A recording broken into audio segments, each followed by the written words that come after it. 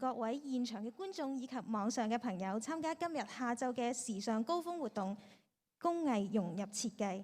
Good afternoon, welcome to Fashion Summit event How Craftsmanship Combines with Design. The upcoming afternoon section will be conducted in Cantonese. If you would like to join the English section, please join us back online at 4 o'clock this afternoon.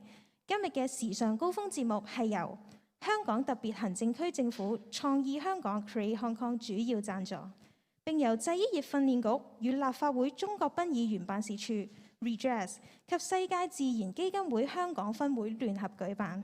各位未能嚟到製衣業訓練局現場參與嘅朋友，亦都可以透過 Zoom 以及 Fashion Summit Hong Kong 嘅 Facebook 以及 YouTube 收睇現場直播。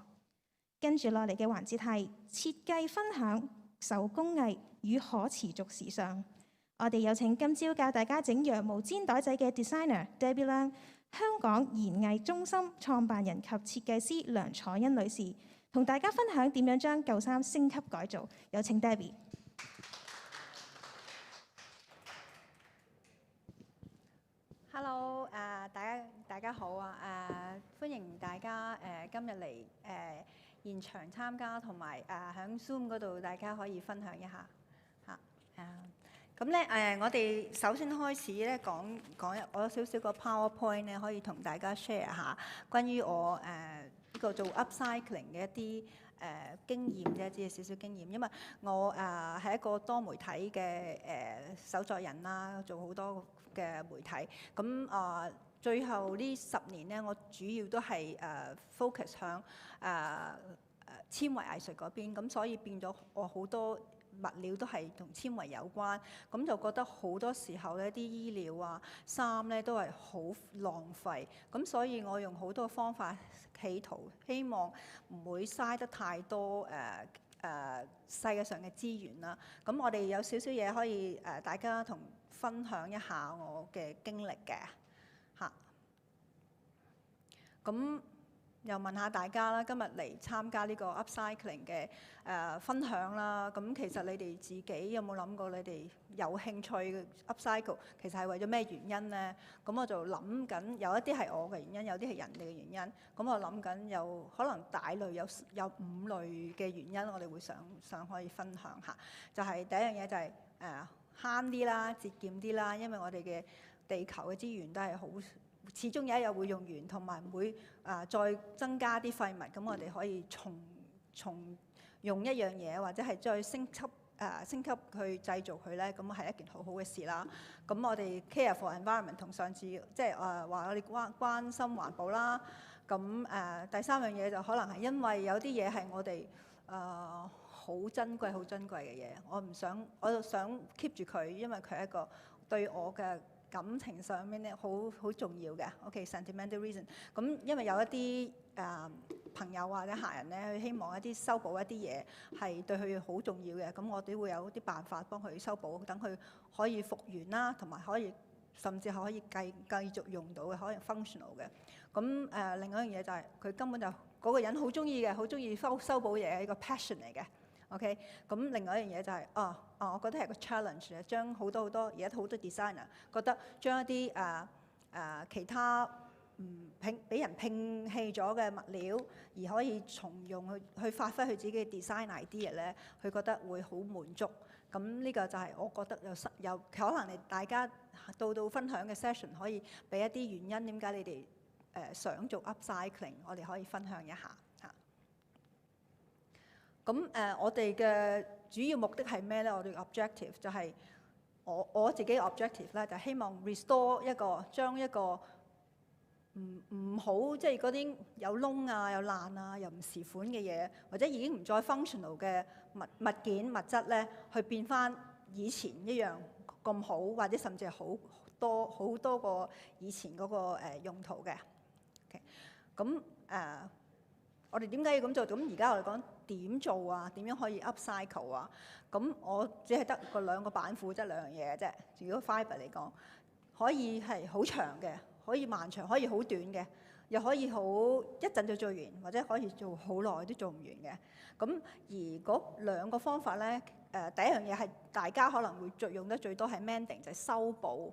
咁尤其是啲sweater 啊、羊毛衫啊、有啲破爛啊、損壞啊，我哋點可以修補佢咧？咁覺得嗰樣嘢已經修補唔到，或者根本我唔會再用㗎啦，已經好唔時興㗎啦，嗰件衫我唔會再用㗎啦。咁我哋點樣諗一樣嘢可以 transform 咗佢，將變咗另一樣嘢，或者係一個好大嘅變化？咁呢個係一個好大嘅 challenge 咯，一個好大嘅挑戰。咁我哋講下我哋嘅 case study 先啦。今日呢件好靚嘅衫啦嚇，咁咧就我哋而家手上呢度有嘅，好靚嘅呢件，即係手感又好，又輕又軟。咁但係咧，佢有個窿嘅喎，咁係一啲廠嘅 defect 嘅嘢抌咗出嚟嘅。咁我哋點可以將佢變成再用咧？咁我就諗啲計仔啦。咁佢其實個窿唔大㗎，喺個大家可以睇到，喺個三腳嗰度有個窿喺度㗎嚇。咁跟住咧我就 repair 啦，即係用得最少 effort、最少時間嘅就可以補嚇，即補。咁我自己本身係做 felting 啊，做羊毛氈嘅，咁我手上都會有好多唔同色嘅羊毛呢個呢個 sliver 喺度啊，咁啊抄一啲嘢，睇下有咩靈感。我覺得呢個色可以襯一啲藍藍灰灰嘅色調嘅，咁跟住抄晒出嚟之後咧，就擺落做一個 colour chart。之後咧大家可以睇到嗰個相片上面有一塊，亦都係 felt 嚟，一個 acrylic felt、industrial felt， 係一個水壓成嘅一個模嚟嘅。咁呢個有咩好處咧？就係我哋可以用揀選自己喜歡嘅形狀啦。咁就去做一個 repair。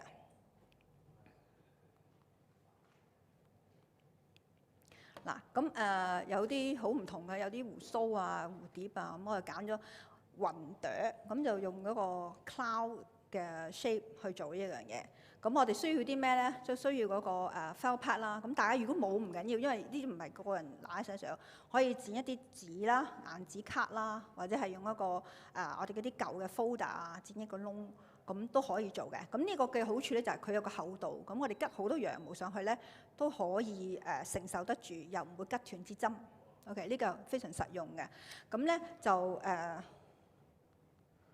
sorry， 我再講一下，就係需要一個foam啦，即係嗰啲海綿啊、海綿嘅 sponge， 同埋一啲 felting needle， 即係佢哋叫我哋專門做 felting 嘅嗰個針咧，我今日冇帶到嚟，就係嗰個針係個針嗰個有啲波倒鈎啊，咁咧嗰個鈎咧就係向上嘅。OK， 咁我哋吉啲毛向下嘅時候咧，佢就會自然一拉翻上嚟嘅時候咧，就一路纏住啲纖維，咁佢就會吉咗上去，就唔攞得翻出嚟㗎啦。咁我哋呢個係 dry felting， 咁就非常之有用過，我哋織布嘅時候就可以用啦。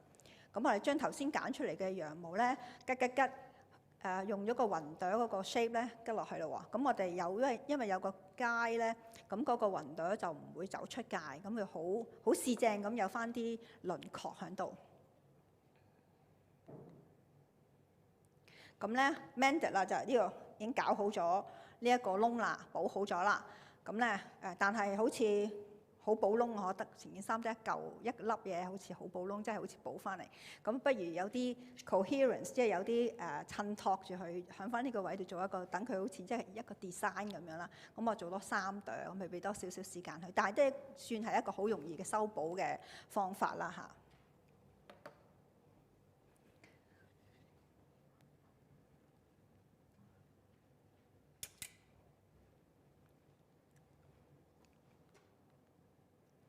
呢啲係呢個 close up， 睇下我哋點樣即係運用啲顏色，咁佢會立體啲啦。咁好似我哋畫畫一樣，可以做得好精細。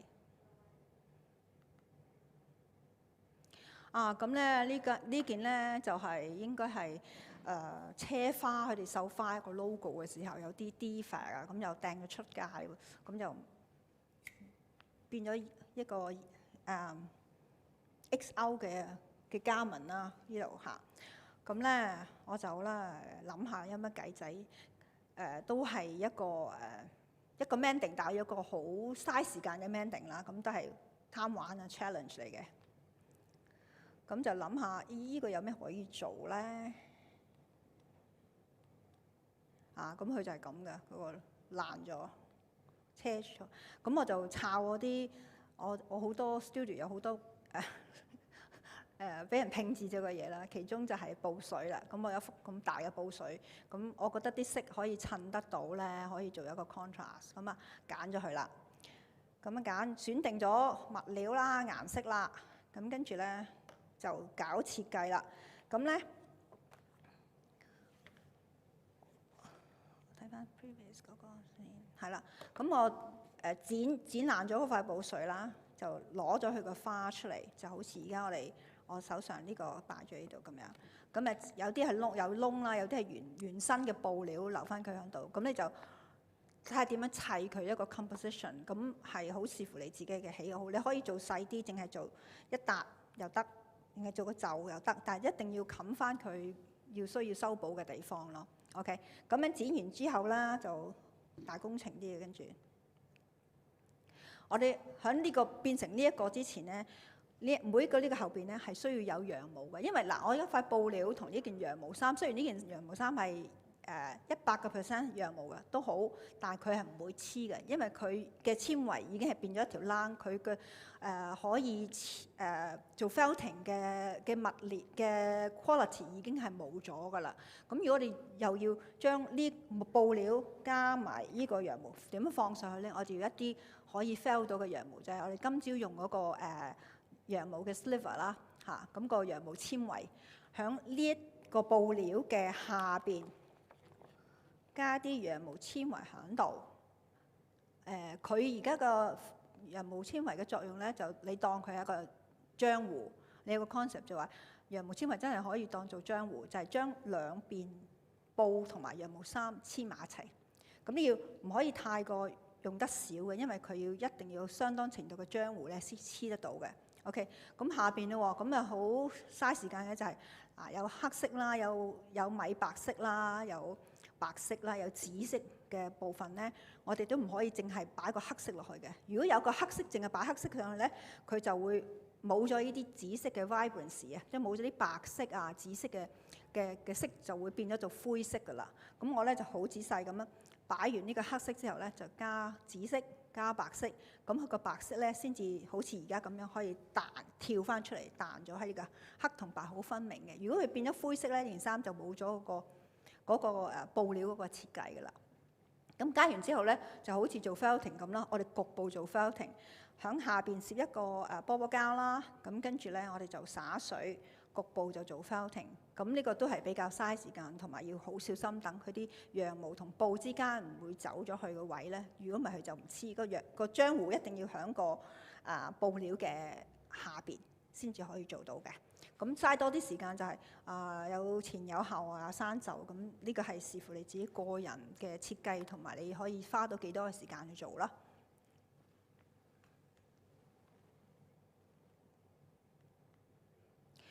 咁又講下我個 journey 咧，其實大家疫情之下都好少去周圍去 travel。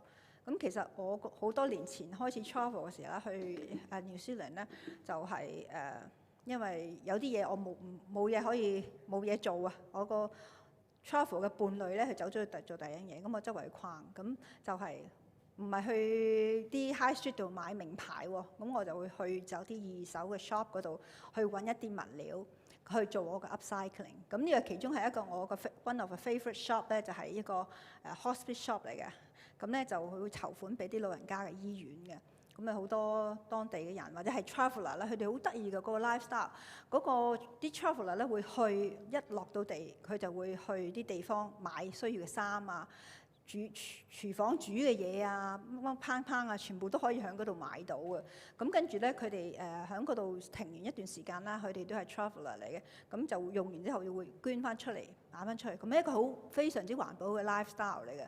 咁你去到就你可以任何你諗到嘅嘢佢都會有喺度嘅，有啲藝術品啊，有啲工藝品啊、衫啊咁樣。咁其中咧，我喺呢個 hospice shop 嗰度揾到啲咩咧？就係我好中意嘅呢塊布啊！咁呢塊布咧，我哋過嚟呢邊下。Oops！ 呢塊布咧，其實咧係一塊唔係咩啲咩靚嘅物料，但係佢色染得好靚。佢係一個 polyester 嚟嘅，佢係俾人哋喺沙灘嗰度咧，我哋嬲住嗰啲大巾嚟嘅一個 wrap 嚟嘅。咁我見佢又夠大啦，咁啲色又染得好靚，咁一個 challenge 嚟嘅又係，我將佢變成一件衫。OK。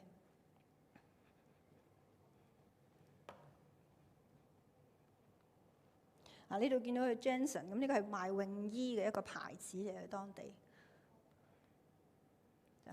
咁我就會用我個template 啦，我做長衫都會有一個紙樣嘅。咁個紙樣，如果今朝有參加個 workshop 咧，你會知道係大好多嘅。咁嗰個一個好大嘅一個紙樣，長衫紙樣，就鋪咗呢塊布啦。咁跟住就鋪羊毛，一啲花，呢個花咧係做個好似一啲一個六角形嘅花咁樣嘅。就係放咗喺上邊啦，咁跟住呢度咧，你會見到幅圖㗎嚇，嗰個打橫嘅部分就係我哋嘅腰嘅部分，咁我會用一個唔同嘅方向去鋪排，咁咧到我要收縮嘅時候咧，呢度就真係可以咁樣收咗呢度，就會做嗰條收腰。咁我做好多衫咧，都係用呢啲咁嘅 technique 咧，令到佢唔需要。你哋見到呢件衫係完全冇胸褶同腰褶嘅，佢係完全靠一啲 felting 呢啲 technique 去做 create 到呢一個3D 嘅一個效果嘅嚇。咁會慳翻好多 sewing 啦嚇。咁係啦，呢件講完咗之後咧，我哋就去到另一間二手店啦，就係呢個 Salvation Army 啊，救世軍嗰度。咁救世軍嗰度咧，我又揾到一件寶貝喎。咁呢件寶貝咧就係一件100% wool嘅背心。其實呢件係細路仔嘅校服嚟嘅。咁我覺得好得意喎，有 wool，我成日都去揾當地嘅 wool，因為佢啲 wool係好 accessible，因為佢係產羊毛嘅國家啦。咁佢哋又凍啦，咁佢其實好多二手店咧都會有wool 嘅衫擺出嚟嘅。咁同埋一個原因，我點解中意佢咧？嗱，佢寫住 Pure New Wool Made in New Zealand 咁我知道 wool 我中意，但係另外一樣原因咧就係佢有個名嘅。我覺得我好中意呢個感覺就係一好 personal 嘅。我知道呢個應該係到當時一個細路仔一個童裝嘅背心嚟嘅。咁係細路仔先至需要件校服有個名嘅啫，係咪？我哋大人會要名㗎嘛，因為唔會撈亂㗎嘛，同啲同學仔。咁啊細個嗰陣時只會媽咪幫我哋寫個名落件校服嗰個標籤嗰度。咁我覺得我好中意，我同佢就有咗個聯繫。我覺得咁對我覺得環保係有個意念去擺咗喺度，我覺得好似一個緣分咁樣。咁跟住咧因為佢都係舊嘅嘢啦，而首先我首先就會清潔咗先，咁啊掉落個洗衣機度，我喺度諗佢有咩可以做咧 ，boil 咗佢先。我用佢話唔可以熱水洗，唔可以機洗，咁我就用熱水同埋機洗佢咯喎。咁咧之後咧就會你知道發生咩事啦？將件冷衫掉咗落洗衣機，一定係會收縮啦，係咪？咁啊用 cotton 嘅 setting， 用2 hours 之後你睇到205，用2個鐘頭去收縮佢，咁變成之後咧就一個 boil wool啦。咁睇下 boil 完之後，我哋可以睇下有咩用啦。我覺得亦都幾堅實喎，不如試下一個 challenge 做對鞋啦，做個 indoor shoes 啦。咁擺咗個 pattern 落去。咁之後咧剪咗出嚟之後咧，我哋加啲 embellishment 啊，有啲 prefill 即係 fill 可以半做咗之後剪咗之後擺喺上面。OK， 咁跟住咧就會做成呢一對 indoor shoes 啦嚇。咁真係着得㗎，個下邊係唔線嘅，咁同埋好暖，係 100% 一個 wool slippers 嚟嘅。咁我覺得最中意嘅呢個 project 咧，就係有我哋兩個嘅名喺度嘅。咁我覺得要保留翻佢原本嗰個主人嗰個 history 喺度咧，覺得好有意思、好得意咯嚇咁樣。咁跟住咧呢一個都係頭先嗰2件都係響第二度 travel 嘅時候遇到嘅一啲嘢啦。因為你知道做 upcycling 好多時都係 lost and found，有啲揾到翻 object， 我哋就會用啦。咁呢一個咧呢一堆嘅 scrap 咧係香港嘅一啲絲嘅廠啲垃圾嚟嘅，應該係佢哋我哋試染缸嘅時候嘅物料嚟嘅。咁我就收咗翻嚟之後咧，就睇下點用啦。咁我通常個 studio 個 set up 就會係一大堆藍色、綠色、紅色、黃色、黑色、白色咁樣一個 drawer 咁掹出嚟。咁我覺得我好 fancy 想做一啲綠色嘅嘢，咁啊抄咗個綠色嘅嘢出嚟。咁之後又係炒翻啲紙樣出嚟啦，一個放大咗嘅紙樣之後咧，就鋪咗佢擺一個 composition 啦。咁就睇下你想做啲咩。咁其實當時咧，我係想做一條河流嚟嘅，呢個係個河流嚟嘅。OK， 咁我就會擺嗰啲唔同嘅綠色擺落去，點樣去砌成一個河流喺度。咁呢個紙樣啦，又係。咁呢件咧都係連個領咧都係冇縫嘅，即係都唔會上去嘅，一件過嘅。OK， 咁我都係呢啲都係冇胸褶冇腰褶嘅，全部都係靠個羊毛嘅收縮去做成呢個修身3D 嘅效果嘅。呢度都全部係無縫㗎，呢個袖呢啲都係無縫嘅。咁我可以睇到其實 felt 係真係好 amazing 嘅，係可以做好多嘢而唔需要靠好多車縫嘅工序。咁嗱，而家鋪咗咯喎，你見到我上身就係一啲打橫打直嘅。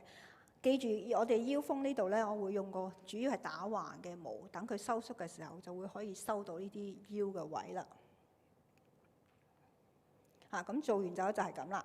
咁之後當然我會有翻到即係喺香港嘅時候會有啲修整下佢啦，做好啲拉鏈啊各樣嘢，咁令到佢着上身嘅時候就真係啱着上身嗰個人嘅身材啦咁樣，同埋幫佢做咗一個三文魚嘅心口針，襯翻喺嗰條河流嗰度。OK。我哋個 presentation 做完啦，咁我哋講下我其他我有關於upcycle 嘅經驗啦。我哋講下同呢一個差唔多嘅工序啦，點樣做嘅咧？就係呢個都係得意㗎。我響好幾年前咧，我搬屋啊，咁佢哋嗰啲搬屋嘅人咧好富裕喎，用一啲羊毛衫咧包住我嗰啲家私嘅。咁咁後尾佢話你要我就留俾你啦。咁佢其實好得意，我唔知，因為我唔係做 sweater， 我唔知佢哋愛嚟做咩嘅。咁好得意喎，三邊都無縫嘅喎。呢度無縫，呢度無縫，呢度都無縫咁樣整出嚟，佢一個機咁樣織出嚟嘅。咁我洗過一件之後，我發覺，咦，好似真係 100% 係可以收縮嘅羊毛嚟嘅喎。咁又係咧，掟落洗衣機之後 boil 咗之後咧，睇下有咩做。因為佢 boil 完之後仲有咁大幅，其實佢嗰個可能性係比較大嘅。咁因為要大個，咁我就之後咧我就做咗有車縫嘅啦。今次呢個 felt 嘅袋嚟嘅，咁咁樣嘅袋啦，咁就加咗一啲 leather work。咁就好實際，因為其實如果呢一個咧係可以，甚至我可以愛嚟裝麵包嘅，因為愛嚟保住佢嗰個濕度啦，其實係好有用嘅。咁佢又好方便，或者愛嚟做工具，或者係當一個 clutch bag 都可以咯。咁又簡單，因為佢已經有一個開合，就唔太多工作。我覺得呢個 design 都可以做。咁同埋去街市真係可以咁樣吊住都得。咁我中意呢個 product 嘅。可以繼續做，因為我就有好幾件呢個。咁跟住咧就關於羊毛嘅咧，仲有一件都係一次收到係啲 defect 嘅衫咯。咁呢個簡單，大家都好明嘅，就係繡花，但係就要好多時間咯。咁你都係視乎你啲顏色咁樣去做一個補嘅 repair 嘅project 咯。咁仲有一啲去到唔做 repair， 我哋做一啲 transformation 嘅時候咧，我有一啲經驗可以分享一下嘅。咁又做咗幾件衫。呢一個咧係呢一個花咧，其實係絲嚟嘅，呢啲絲嘅 fibre。咁我可以俾大家睇下，其實個 silk fibre 係點樣嘅。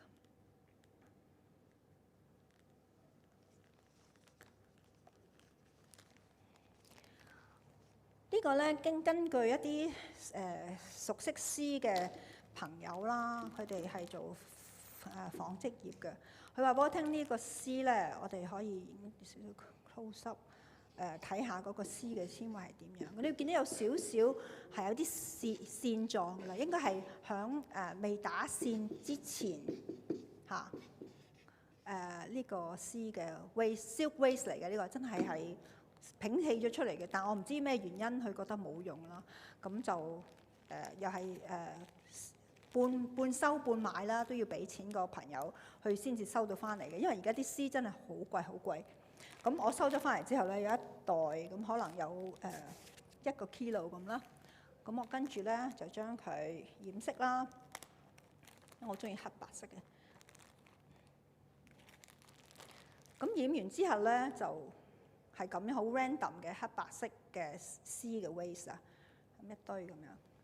咁之後咧，我鋪完個羊毛啦，呢個亦都會好大製作，因為成件雖然呢件唔係無縫，因為實在太長太大，我張台唔夠，咁都係分前後幅咁樣做。呢度就駁咗要一個，咁就做呢個 composition 咧，就係落好多嘅絲，跟住撳完之後慢慢將佢 fell 住，係全部靠嗰個羊毛嗰個纖維咧去吸住咗嗰個絲㗎，係好真係會一大劈嘅漿會黐住咗佢啦。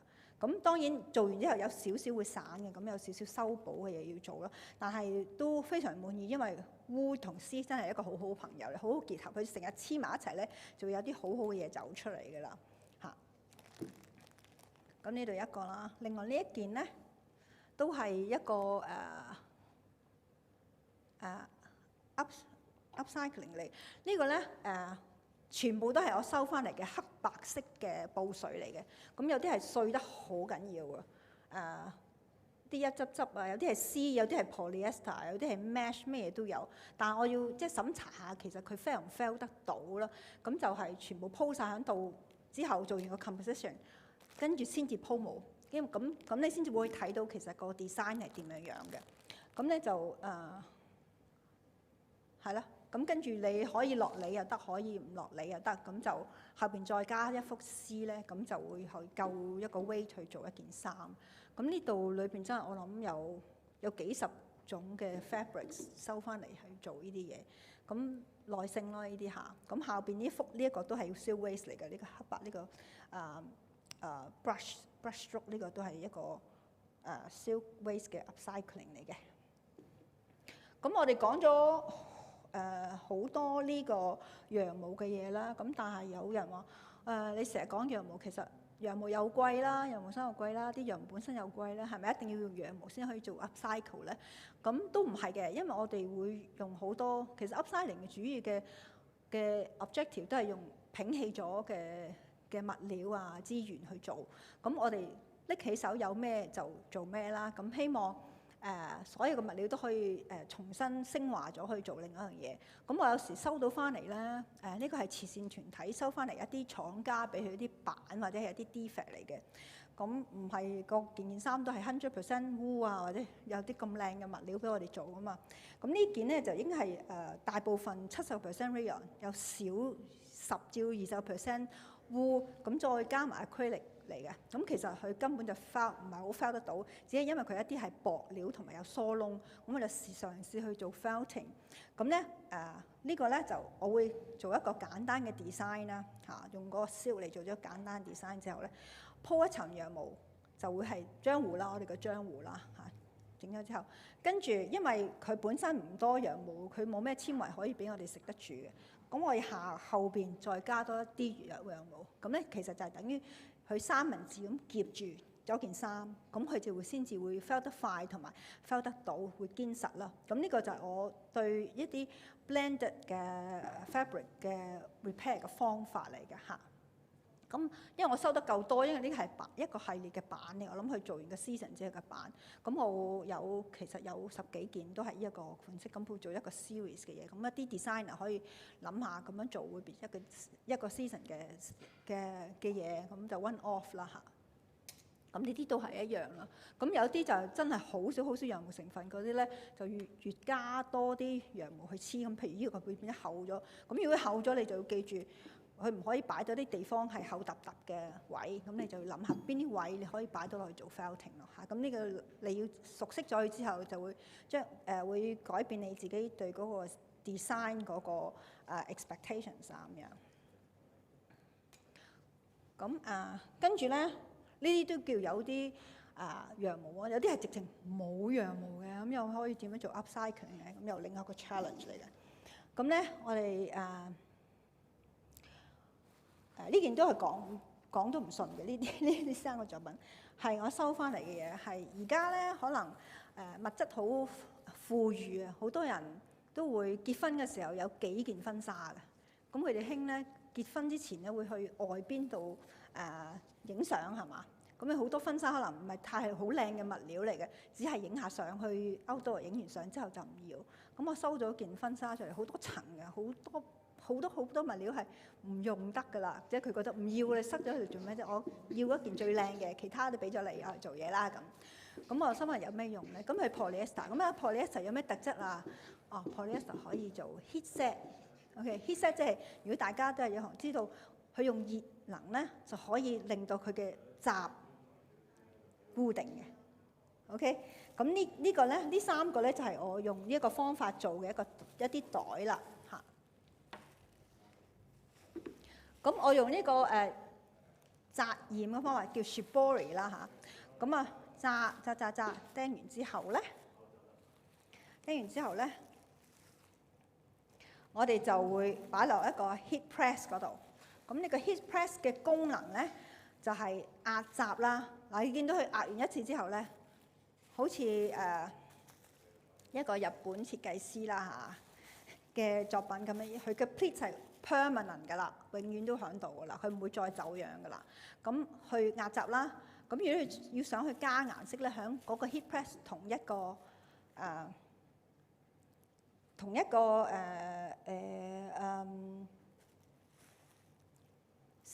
procedure 咧，可以加埋色都得嚇。咁咧就變咗有呢個藍色啦。咁呢個捆咗線，要見到呢啲線嘅痕啦。咁呢個咧就用咗橡筋線啦，跟住 heat press 啦，落埋呢個紅色啦，車帶啦。咁呢個黑色都係相似嘅嚇。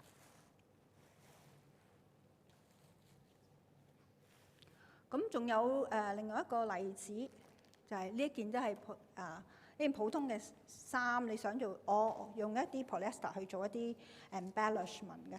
咁呢個係邊度嚟嘅咧？呢個係人哋啲唔要嘅波衫嚟嘅。呢啲polyester 有彈力嘅波衫係好唔係好貴重嘅嘢。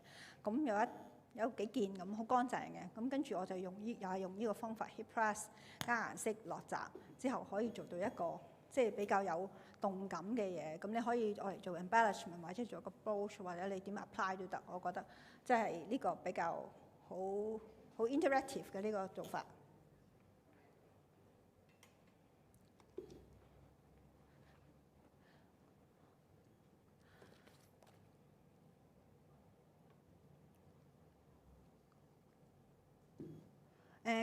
仲有呢啲咧都好簡單，係用啲布水做嘅啫。咁我其實搞咗一個長衫嘅公仔 project 咧，咁我都用，因為布水好少就 OK 啦嘛。咁我可以做好多呢啲公仔，一個 series 嘅公仔。咁咧而家咧我哋仲有少少時間咧，咁我又講一講點樣可以用另一個方法做 repair 好嘛？一個好簡單 demonstration， 只係話俾你聽點做，但係未夠時間，冇時間可以做得晒㗎啦。咁而家咧我哋需要一啲 silk， 同時可唔可以攞我個盒俾我啊？嚇！咁我哋要嘅工具咧就係燙衫嘅，即係燙斗啦。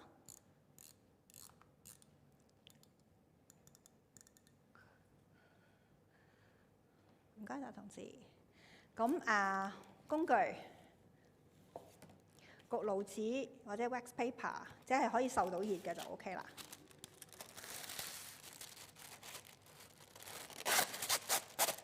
同埋呢個係可以再用嘅，仍然可以繼續用嘅。咁我哋咧就用一啲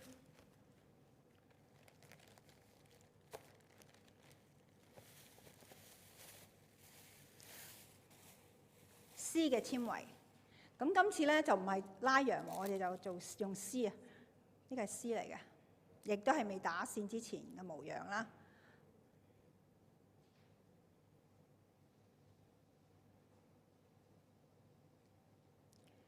整散佢，都係同好似做 felting 一樣啦，就係攞去一執一執咁樣做，咁鋪。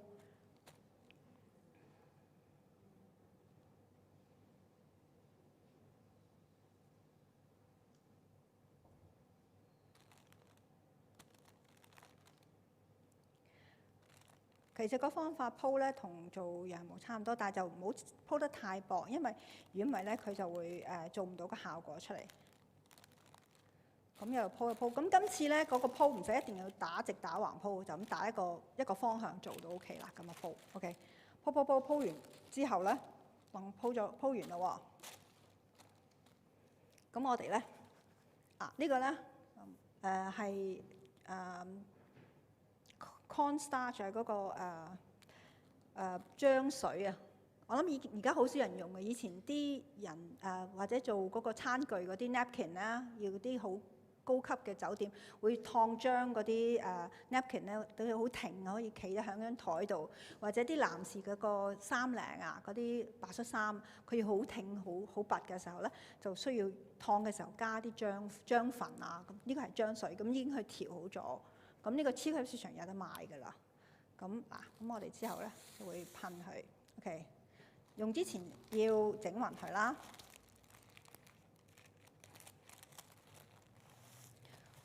咁又好似今朝咁樣接住佢喺張紙中間，燙斗，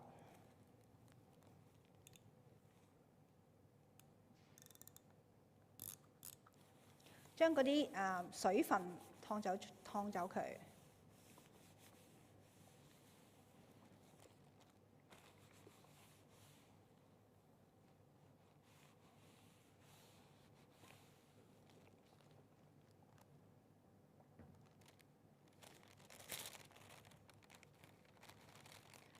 咁燙乾咗咧，就係一張紙咁樣。我哋呢叫 silk paper。OK， 咁個 silk paper 其實好有用嘅，除咗補衫之外，你可以嚟做賀卡啊，做啲卡啊都。佢有一張紙咁好硬淨。佢有咩好處？點解我哋要做咁多嘢去做 repair 咧？佢有一個好處就係話，我哋平時用污啊係散口啊，好鬆好成，做唔到嘢嘅。但係呢個有個好處咧，就係應該做好咗啊。咁樣嚇，一張 paper 咁，我哋就可以剪嘅 ，OK。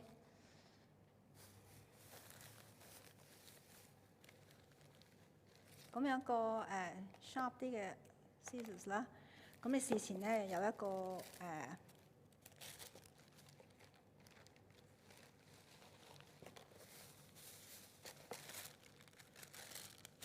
事前我哋有一個設計啊，咁咧就係當佢而家我哋做一個心形啦。咁啊，整個心形接起去，當普通紙咁樣剪就 OK 㗎啦。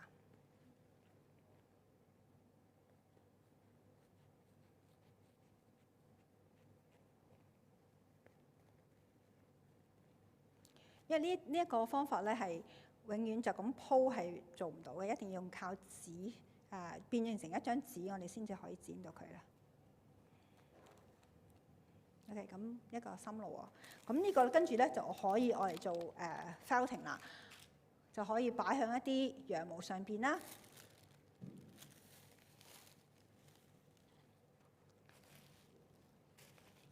係，咁呢個羊毛咧就係鋪好咗，但係未落水嘅，咁樣放喺上邊。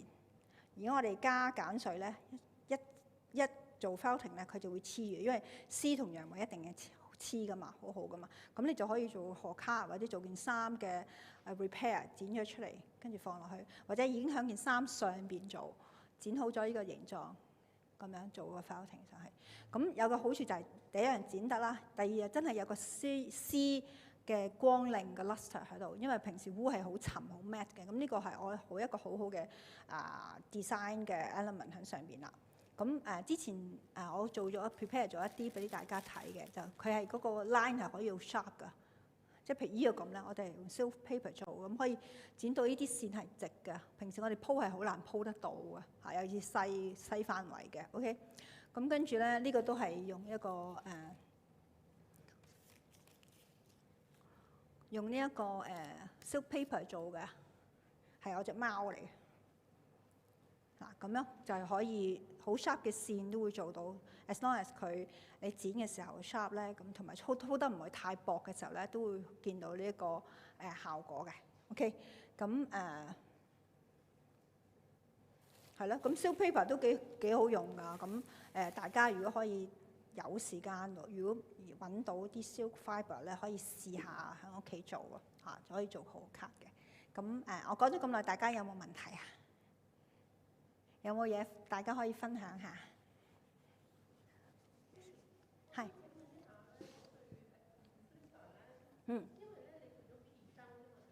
係啊。唔使啦，因為我哋 boil 咗先至 cut and sew 嘛，咁所以嗰個時間佢已經係縮咗水嘅啦。咁當佢一塊布料就做就 OK 嘅啦嚇。咁就要注意佢係有彈性，咁你要當佢一個 knitwear 咁樣做咯嚇。有冇問題啊？線上嘅朋友有冇問題啊？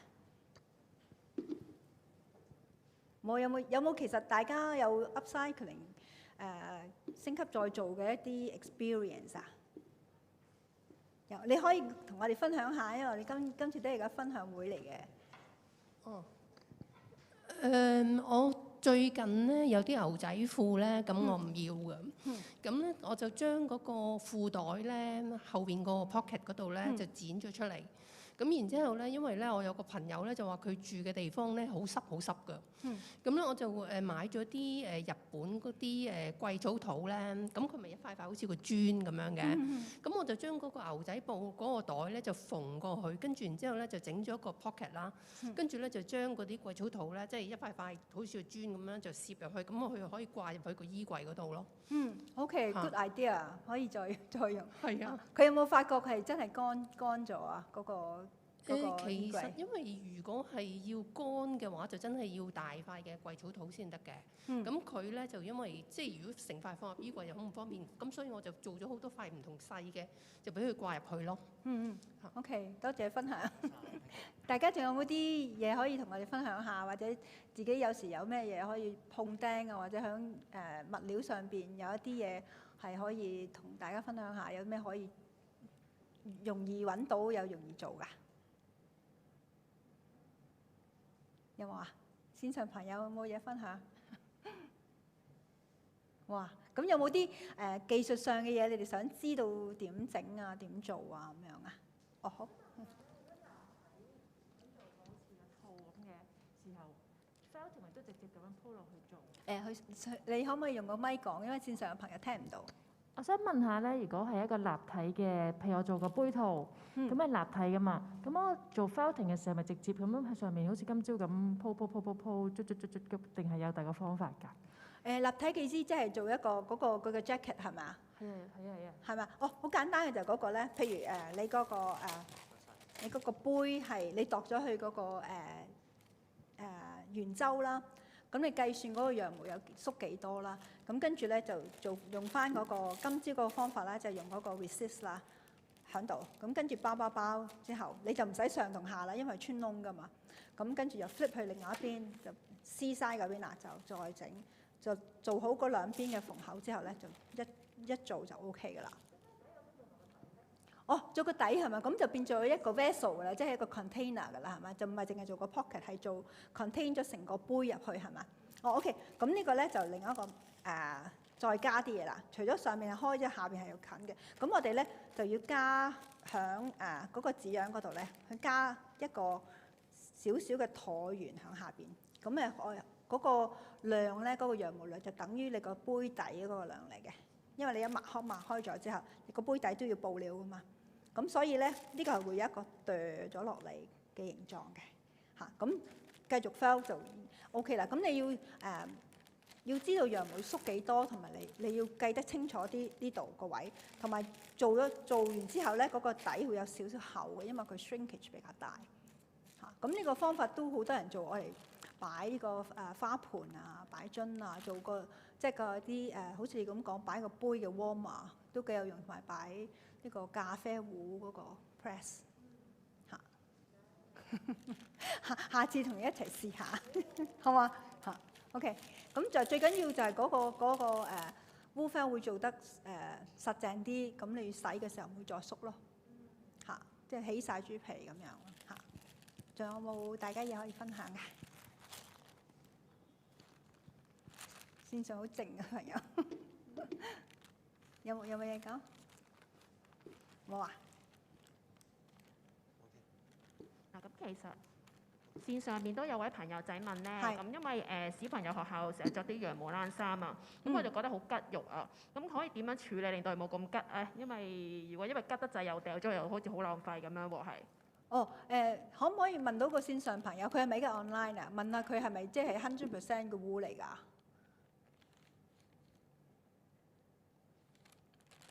咁佢佢就話唔係均100%嘅 wool 嚟嘅。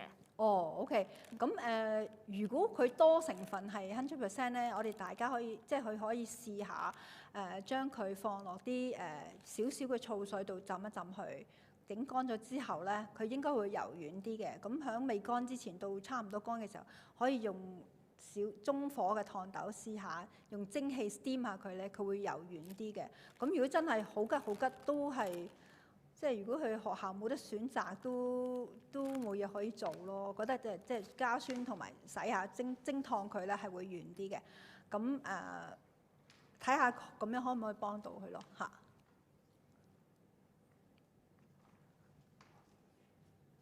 嚇？仲有冇問題？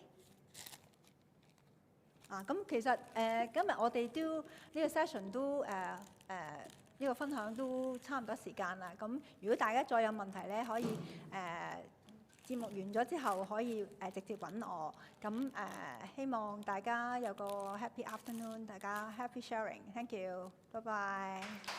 唔該晒 Debbie。下個環節會係專題討論，將會以英語進行。Redress 邀請咗4位本地以及海外嘅設計師參與今次嘅討論。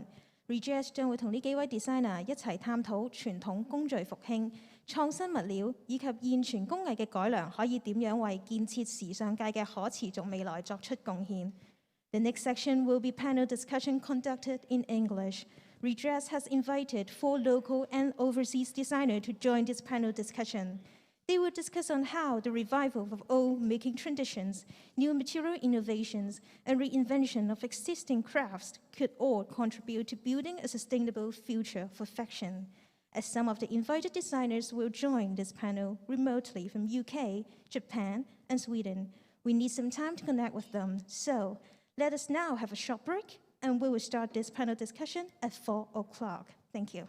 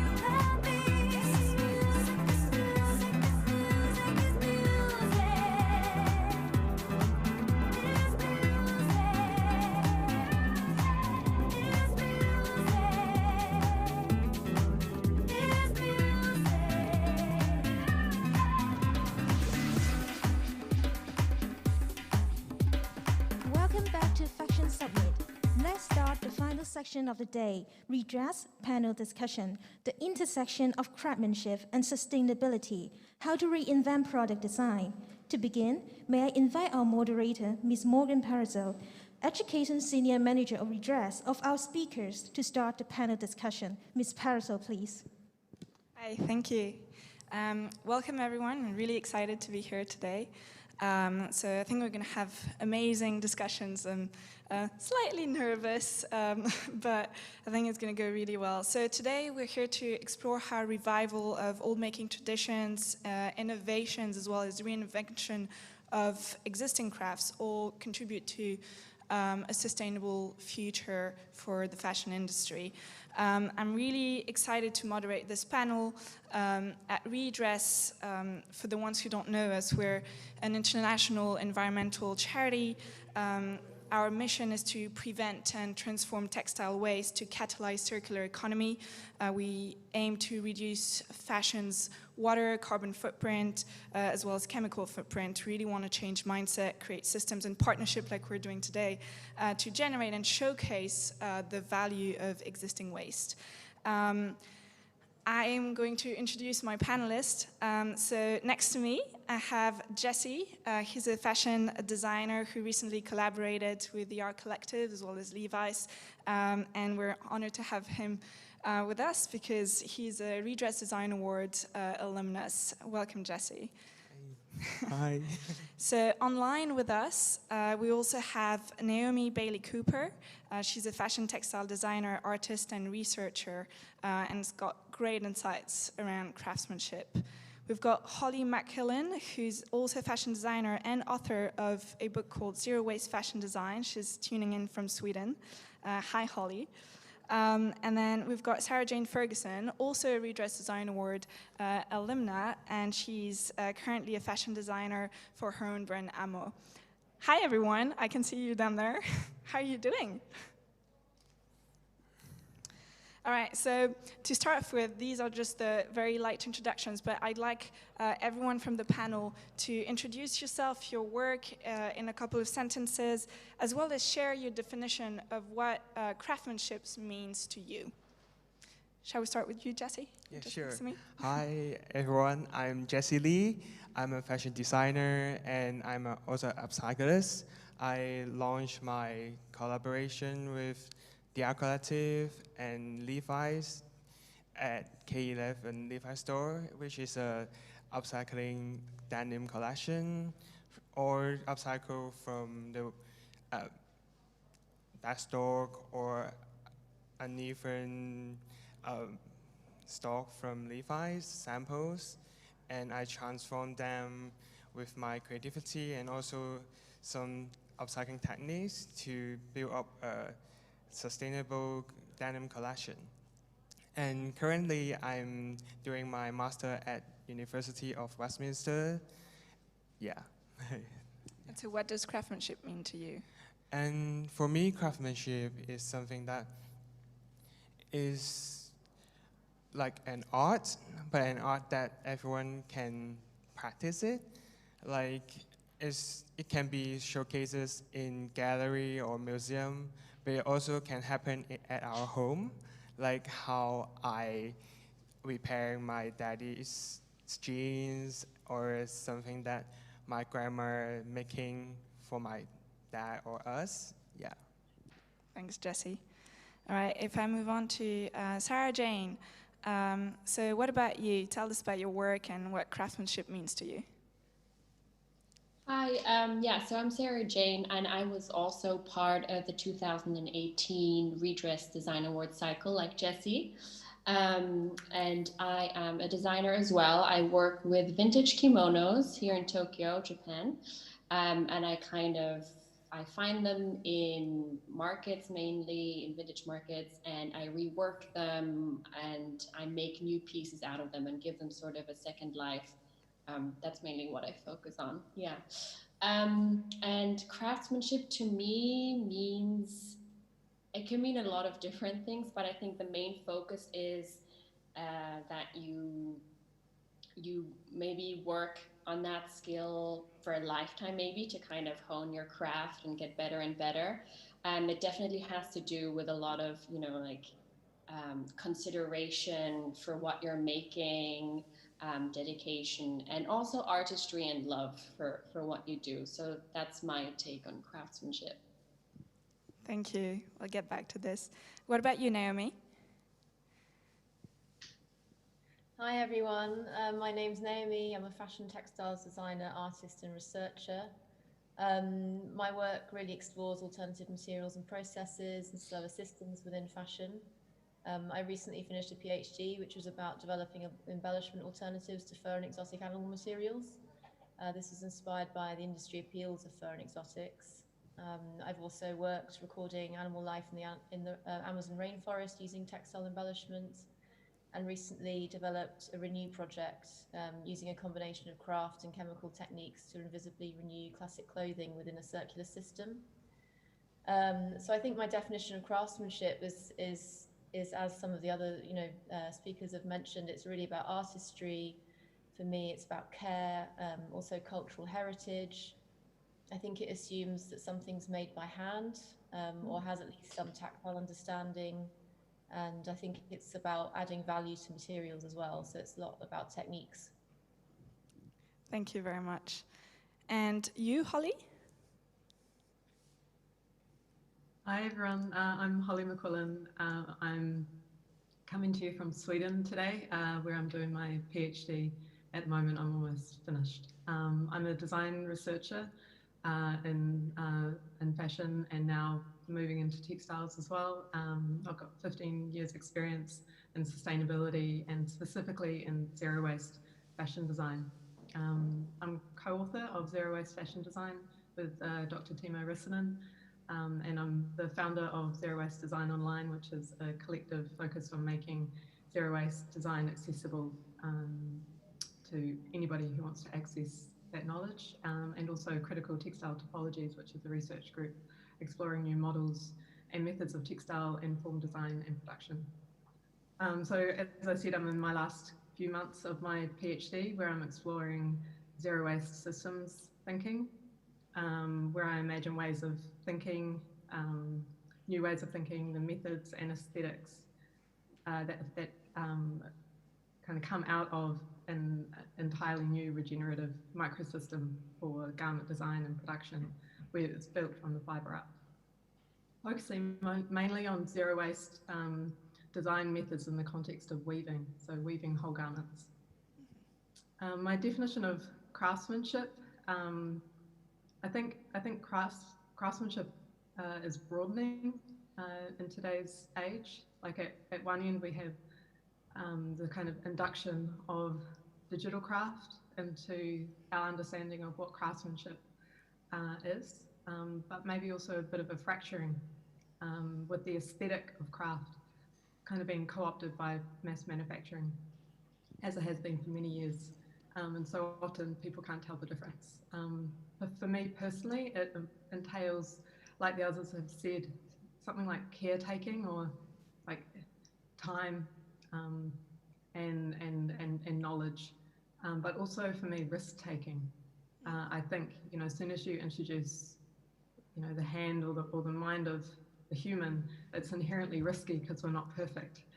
And I think that without both caretaking and risk-taking, it's not craftsmanship. So, and I think those areas can present in both analog handmade things or digital made things. I use a lot of digital craftsmanship in the work that I do. Yeah, it's a process to kind of be a crafts person. I guess it takes time to get there, a great deal of skill, a lot of mistakes and trial and error and learning over many years. Thank you. Actually, Holly, I wanted to continue on this because you mentioned for you craftsmanship is also about digital craftsmanship, and so I think personally I have even like a little bit of trouble of kind of imagining this. Like when I think of craftsmanship, I often think of maybe old weaving techniques or embroideries, or that this is very probably traditional way of thinking about it. So I wanted to ask about the innovations around craftsmanship and what you've witnessed, and you talk about digital. Can you tell us a little bit more about this? Sure.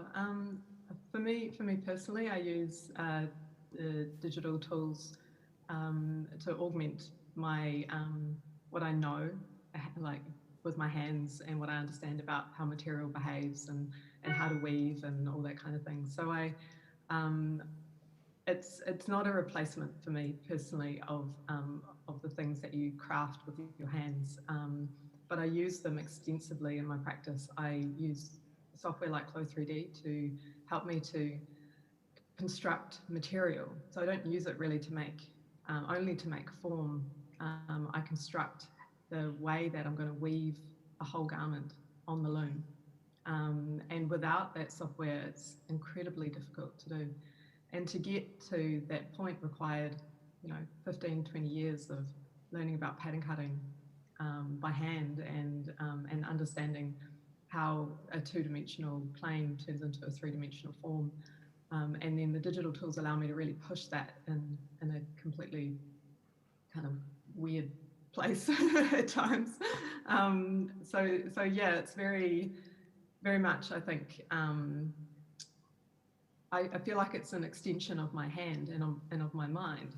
And anybody who works a lot in the digital realm begins to feel that way. It doesn't feel like it's separate from what you do with your hands. I always make the things I design digitally.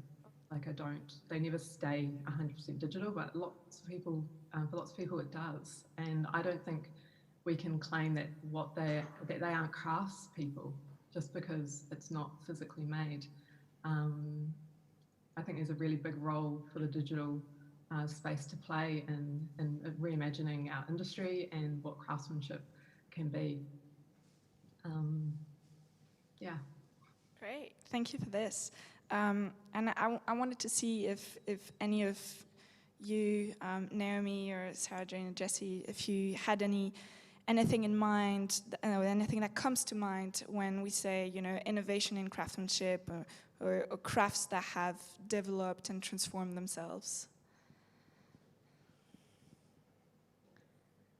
I think if I was just to follow on a little bit from what Holly said, I think that craft and fashion doesn't have to be about products. It's also about presenting experiences that make you think and reflect and to be inspired.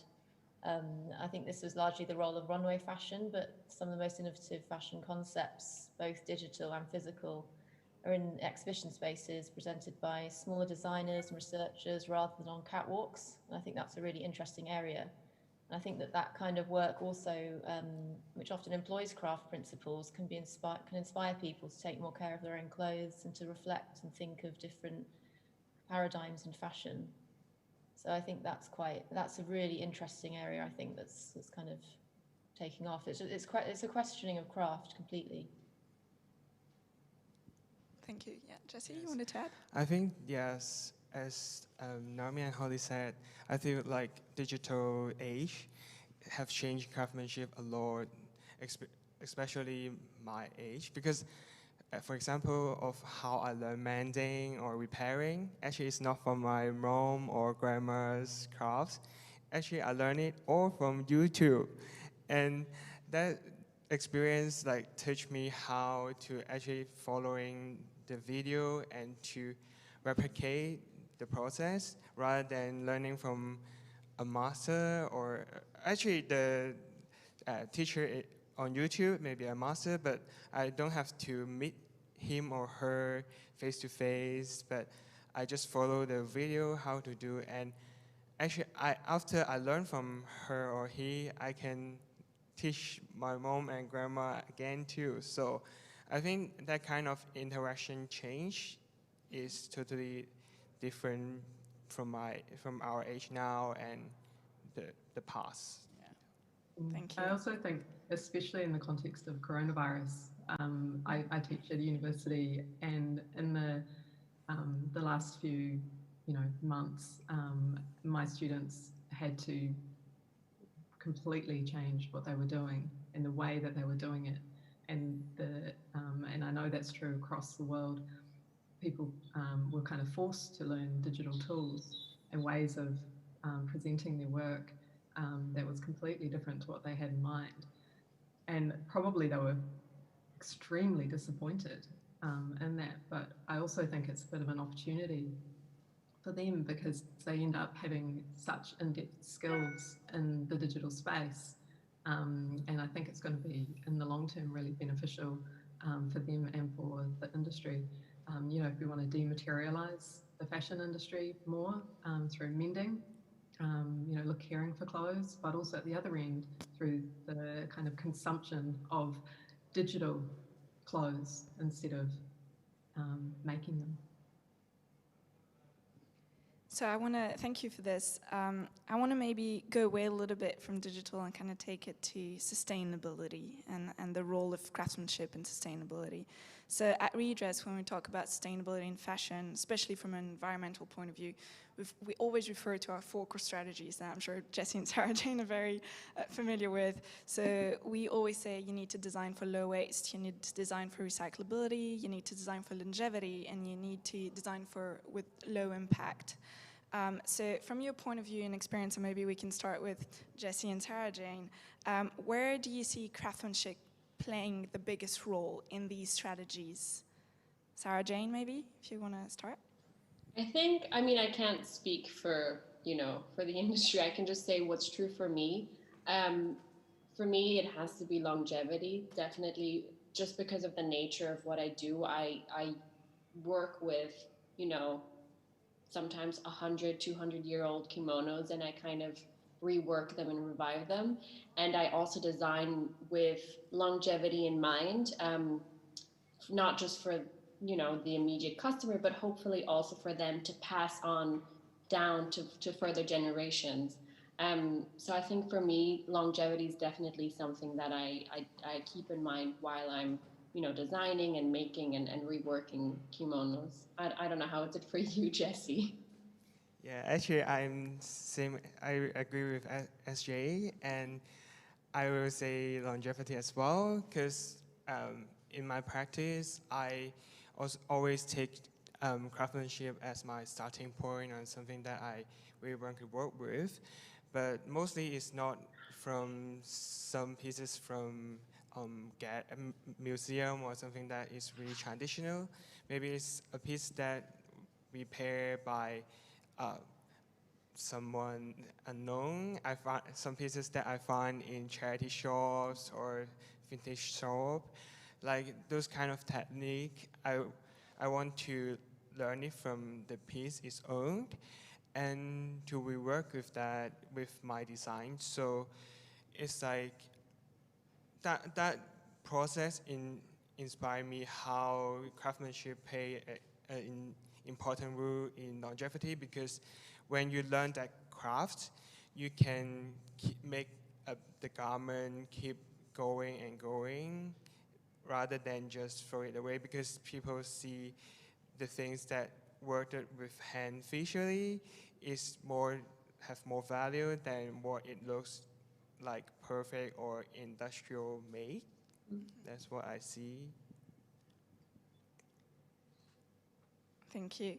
And actually, if we look at fashion at the moment, it feels very much like it's really accelerating, and there's probably not a lot of longevity thought through, and consumer demand is always craving for newness. The consumer also has a shorter attention span now. So and then you look at this craftsmanship where we kind of talked a little bit, you touched a little bit on this, it was a slower process, and we're looking at products that are made to last longer and building a relationship with the consumer. So do you think that craftsmanship and fashion can actually coexist, and are they targeting the same people? Is that something that is possible?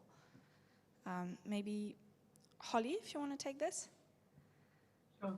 I think probably in the long term or medium to long term, we need to work towards sort of two notions of dress. One where garments are crafted and made with care, time, regeneratively grown, low consumption rates. And then in kind of parallel with that, digital fashion that satisfies this idea of newness and you know, fashion changing rapidly. A lot of the garments that people buy, they never wear them. And so I think this kind of points to the role that garments play in people's lives aren't really about being used a lot of the time and worn. And I think we should try to satisfy whatever that urge is for newness. I don't think we can pretend that it'll go away, but we need to have other ways of satisfying it that don't require massive amounts of materials to be, you know, grown and then thrown away into our environment. Particularly given that most of the materials we use for those kind of cheap throwaway garments are either polyester or cotton, the two most damaging fibres on the planet. So I think we need to, I think the role of craftsmanship in the context of like how consumers see it, I think it kind of needs to go hand in hand with the changing understanding of the way that we sort of interact with clothes and fashion. I think there's a difference between fashion and clothing, and I think we need to have different sort of models for satisfying the difference between those things. And I think craftsmanship has a really big role to play in both of those, but different sorts. So digital craftsmanship, obviously, and then, you know, more traditional craftsmanship to do with physical objects and care and mending and skill and time. Thank you. Sarah Jane, how do you look at this? Because you have your own brand, Amo, and it's very, I mean, you're taking very old kimonos, you're transforming them. So how do you communicate that to your consumer? Like, is it a specific consumer that also comes to you and that's looking for this piece specifically? Yeah, I think there's definitely the person that kind of enjoys that more is definitely maybe a more informed consumer. I think it's also, you know, we've kind of lost touch a bit with, you know, how we make things, not just, you know, us as a generation, but previously, I don't know, depending on who speaks, but I think like maybe in the last 2 generations, we kind of lost touch with that. And I think people don't understand anymore how things are made and how long it takes for something to be made. And they don't necessarily recognize craftsmanship as such anymore. So for me, it's definitely part of the story that I tell always, you know, like how this was made, what it was before, what it is now. So it's definitely an ongoing conversation. And I think it's something that, you know, it's a trend that we not only see, you know, in fashion, it's also, you know, for example, if you look at the food industry, we don't grow our own food anymore. We've completely lost touch with what we eat. And I think there's a lot of parallels there that I see in fashion. And I think we need to, you know, go back to kind of understanding again how we make things, how things are made, to appreciate that also. Yeah. Thank you. Naomi, is there anything you'd like to share, especially considering you have this amazing platform that you've built? Thank you. I think one of my recent projects, which I just mentioned before, Renew, which was about looking at how classic garments can be renewed within a circular system. I think that really looked at, you know, there's a lot of really, you know, sort of classic wardrobe staples like t-shirts, jeans, shirts, sweaters that are discarded because of aesthetic or tactile quality. So I was looking at how those garments can be renewed so they effectively look and feel new again. So the renewal methods are invisible using chemical techniques and also some craft techniques. And I think within that system, you know, someone can have a garment and then return it to the designer when that garment is no longer a certain quality.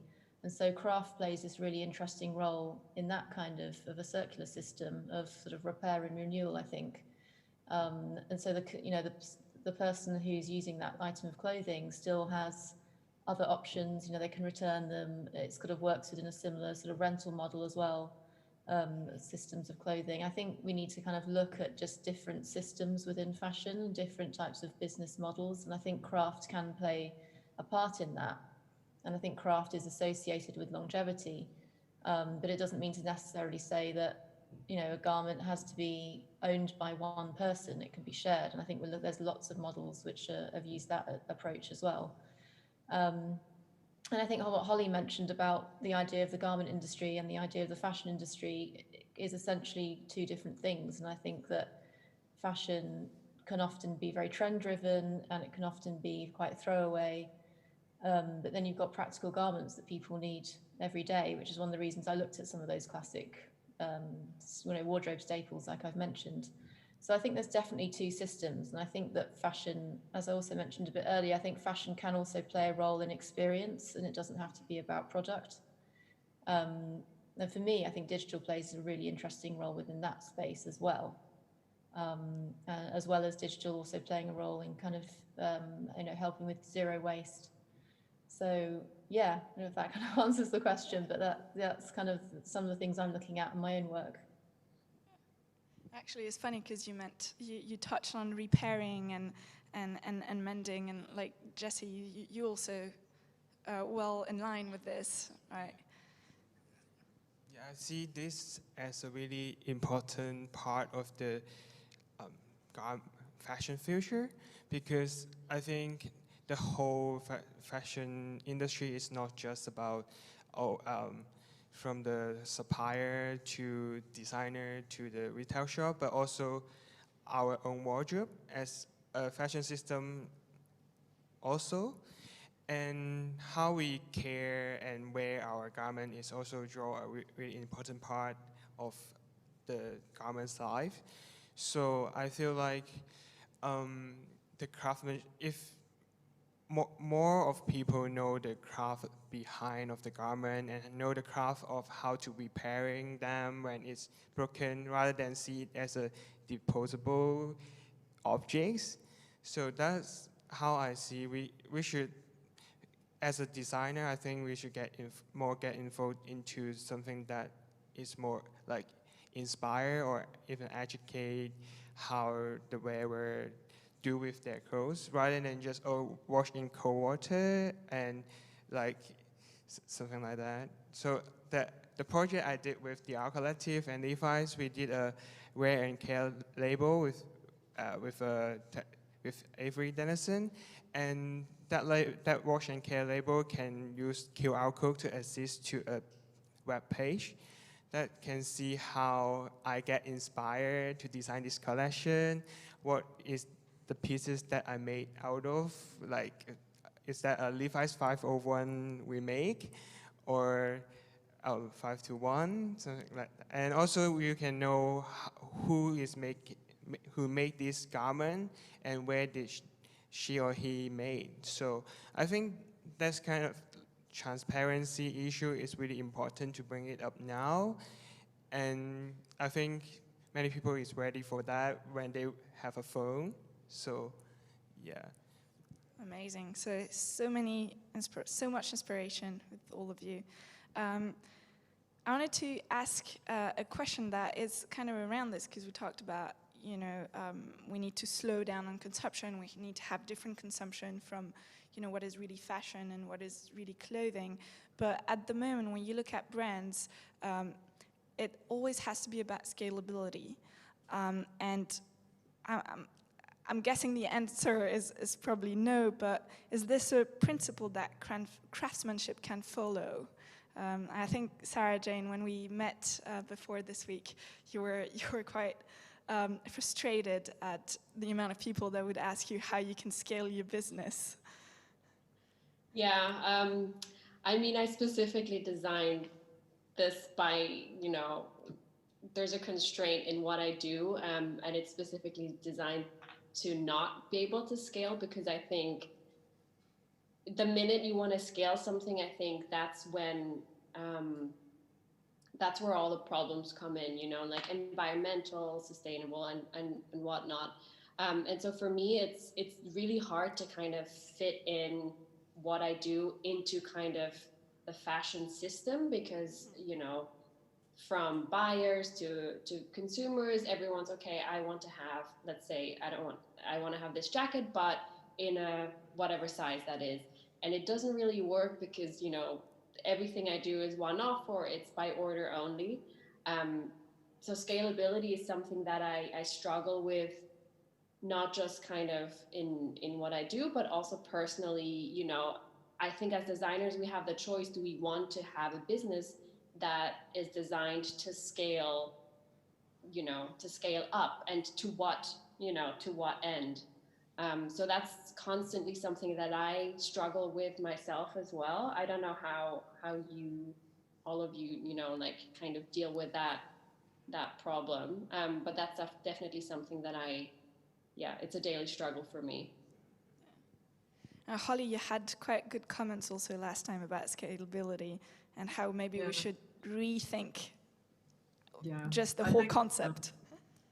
I think following on from Sarah Jane, actually, it's in almost every case, scaling of processes or ways of working that are efficient or sustainable leads to an increase in output, an increase in consumption. It's called the rebound effect. And it means that despite all the good work we've done as an industry, and you know, in improving practices and the kind of materials we use, you know, chemical use, all that kind of stuff, it's been outrun by growth. And so all the gains we made are kind of aren't there. And so I think because craftsmanship is slow, it means that outcomes are less. They have to be, you know, in Sarah Jane's context, you know, scaling that for her would mean having to compromise on so much, I imagine. And so I don't think we should scale up. I think we could scale out to multiple locations. So there could be lots of companies like Sarah Jane's that do that kind of work all over the world. And, you know, and I think that's really amazing, because that would also mean it would look different and relevant in all these different locations that's specific to that local environment. Like maybe there's, you know, in Stockholm, there's not so many kimonos. And so what would they use instead in that kind of model? I know there's brands here that use woven blankets to make amazing coats that are zero waste and upcycled. And so there's these kind of models are scalable, or you can scale them out to different places. But I don't think an individual, you know, scaling an individual person doing a craft is the way to go. And yeah, craft plays a huge role in this. I kind of imagine the future of the fashion industry to be kind of like a high-tech sharing cottage industry, almost in a way going back to what we had, but taking, you know, using all the new stuff that we have to help support that and to ensure we communicate with each other, and so people can learn from Sarah Jane how she does it and what she does, and they can apply it in their own local context. That kind of thing, I think, where we've got to try and go. It's radically it's radically different to what we have. Like, I'm really aware of that. It's like nothing like we have. But the reality is that our planet needs us to do something radical. We can't keep on going just like tweaking little bits of the existing industry that we have. It's not working. It hasn't worked because of this, you know, rebound effect. We just claw back all the gains because we grow and grow and grow. So not scale up, but scale out and replicate. That would be more of the answer. Thank you. Yeah, and replace what's out there. Like replace those brands that aren't good. Like, we need to build new models that are better. So then, what about consumer demand? Like, what if everyone wants Sarah Jane's remade kimonos? Do we think that also is driving, you know, non-sustainable practices and kind of taking craftsmanship out, or do you think there's also solutions about that? Well, I mean, I think that it's really kind of mean to place so much onus on consumers when the vast majority of the damage done to the environment by the fashion and textile industry is by, you know, really big brands. And these brands aren't going to change because their business model for them is highly successful. You know, some of the richest companies in the world got rich through fashion and textiles. And so I think we, you know, I just don't think we can kind of lay the blame solely at the feet of consumers. I mean, obviously, as consumers, we should try and just do better, like buy less, mend what we have. When you do buy really carefully and understand what it is that you're buying and who made it and where the materials came from. So as designers, we need to educate consumers and provide that information. But I mean, really, if you look at the really big impacts, it's not from the individual consumer. It's from the way that consumers as a whole are marketed at by these big companies. So yeah, I would say that consumers absolutely have a role to play. You can vote with your dollar, but I think actually what we really need is for you to vote. You know, like vote for the right kind of people to be empowered to make legislation that force these companies to change their behaviour.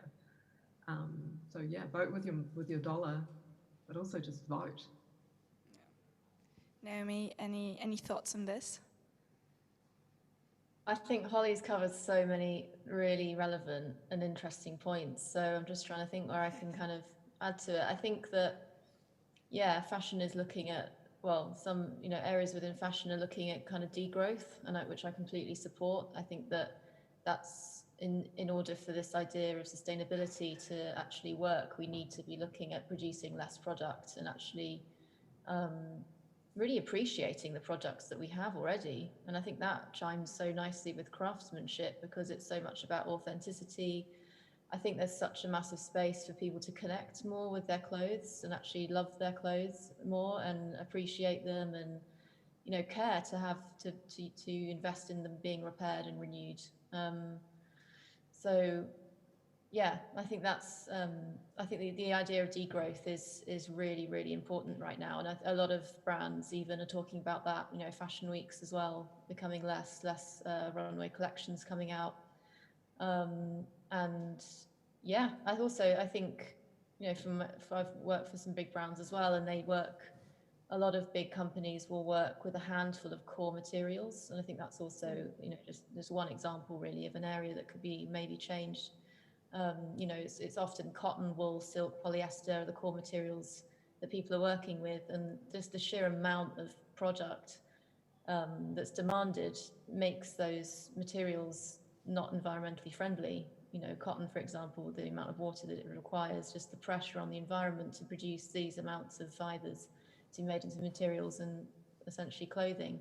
I think there's a huge opportunity for companies to look at a much broader range of different and more alternative materials. And we've got so many interesting materials out there on the market right now that I think that's one, you know, and it's not all just about materials, but it's just one approach. And a lot of these alternative and more sustainable materials are coming from cooperatives, you know, being made by local craftspeople and artisans.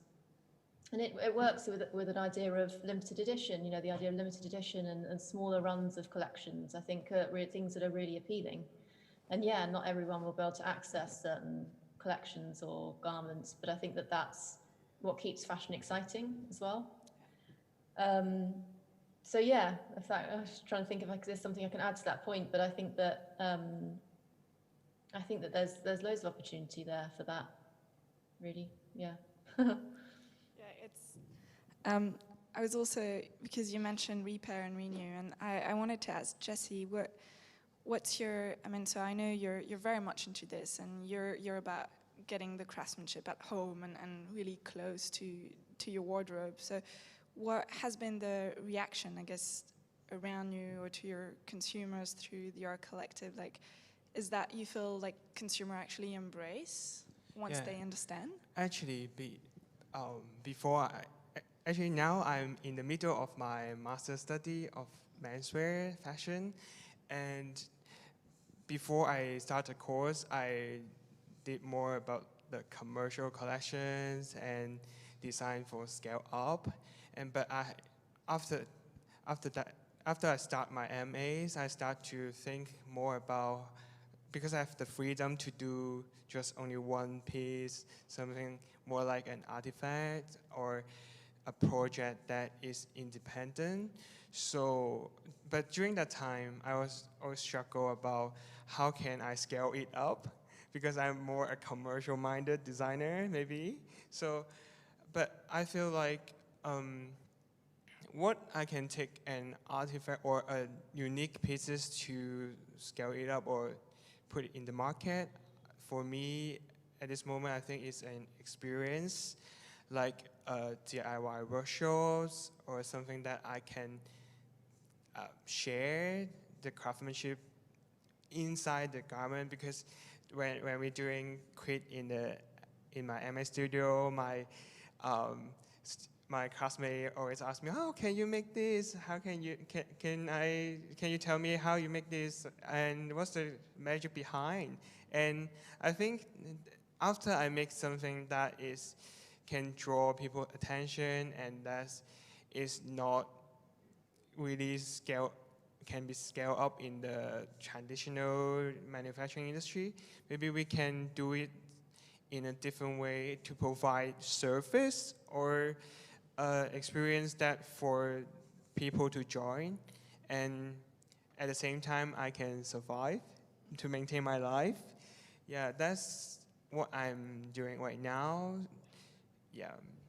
It's interesting because it goes back to what we discussed a little bit about, and Naomi mentioned around, I think it was Naomi, but also Holly, about reinventing businesses and business models, and that the solution is not just about more or less product, but just made differently. Yeah, or the product itself is a service or experience. Yeah. And so, out of everything that we discussed, there's really one core thing I think that always comes back, is about that relationship with the garment and understanding, how it's made and what is really behind this craftsmanship. So, what really I think what craftsmanship really does is offer a new way of thinking about your product for the consumer, and really our role as, I guess, craftsmen, well, I say this, but I'm not a craftsman, but your role as craftsmen and women is to educate. And so can you tell us more, all of you, your experiences around educating? And I mean, we've already touched on this throughout our talks, but kind of to wrap up that conversation before we start opening for questions. Sarah, Jane, maybe we touched on this together already a little bit. I definitely think, we have a responsibility as designers to educate, and I think more than ever during this pandemic specifically, I've seen kind of the power of educating consumers, because we've never had this much time at home to just, go through our wardrobes and maybe mend and repair. And it's definitely something that I want to get more into, and I feel responsible to kind of educate people also, and not just looking after their clothes and seeing how you can mend them, but also I think there needs to be a shift in giving back power to, I don't want to say consumers, because they're people, and maybe relearning again how to make, I don't know, like a pair of trousers or something, because I feel like when you make something yourself, you wear it with pride and you'll keep it for so much longer. So I definitely feel like there's an opportunity there for designers to kind of re-educate, I don't want to say, people again, and encouraging people again to make their own clothes, maybe. Holly, you're nodding. Yeah, I am. I think one of the things I've been a university lecturer for a long time, and one of the things I really notice is is the way that over the course of a BA, the students' relationships to clothing and fashion and things that they buy changes as they experience what it's like, what the work that goes into designing and then producing their own garments, and that completely shifts their mindset, and they become much more receptive to thinking about new models and critiquing the industry as a whole just by doing it. And I think that kind of hands-on understanding of how garments are made and what it takes, we don't have that anymore. I know my mother, she made almost all of her own clothing her entire, young adult life, and she made all of my clothes when I was a little girl and taught me how to sew. And in many cases that doesn't happen for people, and they don't understand, how much material is used to make a dress and how much you have to throw away. For me as a zero waste designer, that was the first moment where I kind of went, this is stupid. Like, why did I just buy all this fabric and then throw like 20% of it away? It was crazy. And so I think, I've often worked with projects that are trying to encourage people to learn how to make their own clothes. I did a project in 2015 called Make Use, which is an open source zero waste series of garments that people can download and make, and it was also workshops, lots and lots of workshops, and I still do them.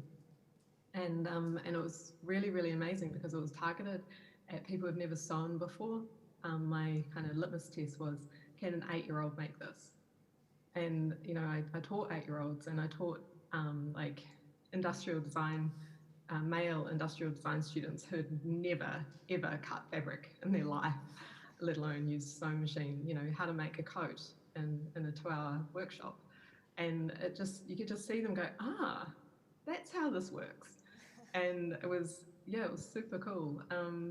So we need to educate people about the problems in the industry, but more than that, we need to give them like a vision. Like, there needs to be something inspiring that's better than what we have.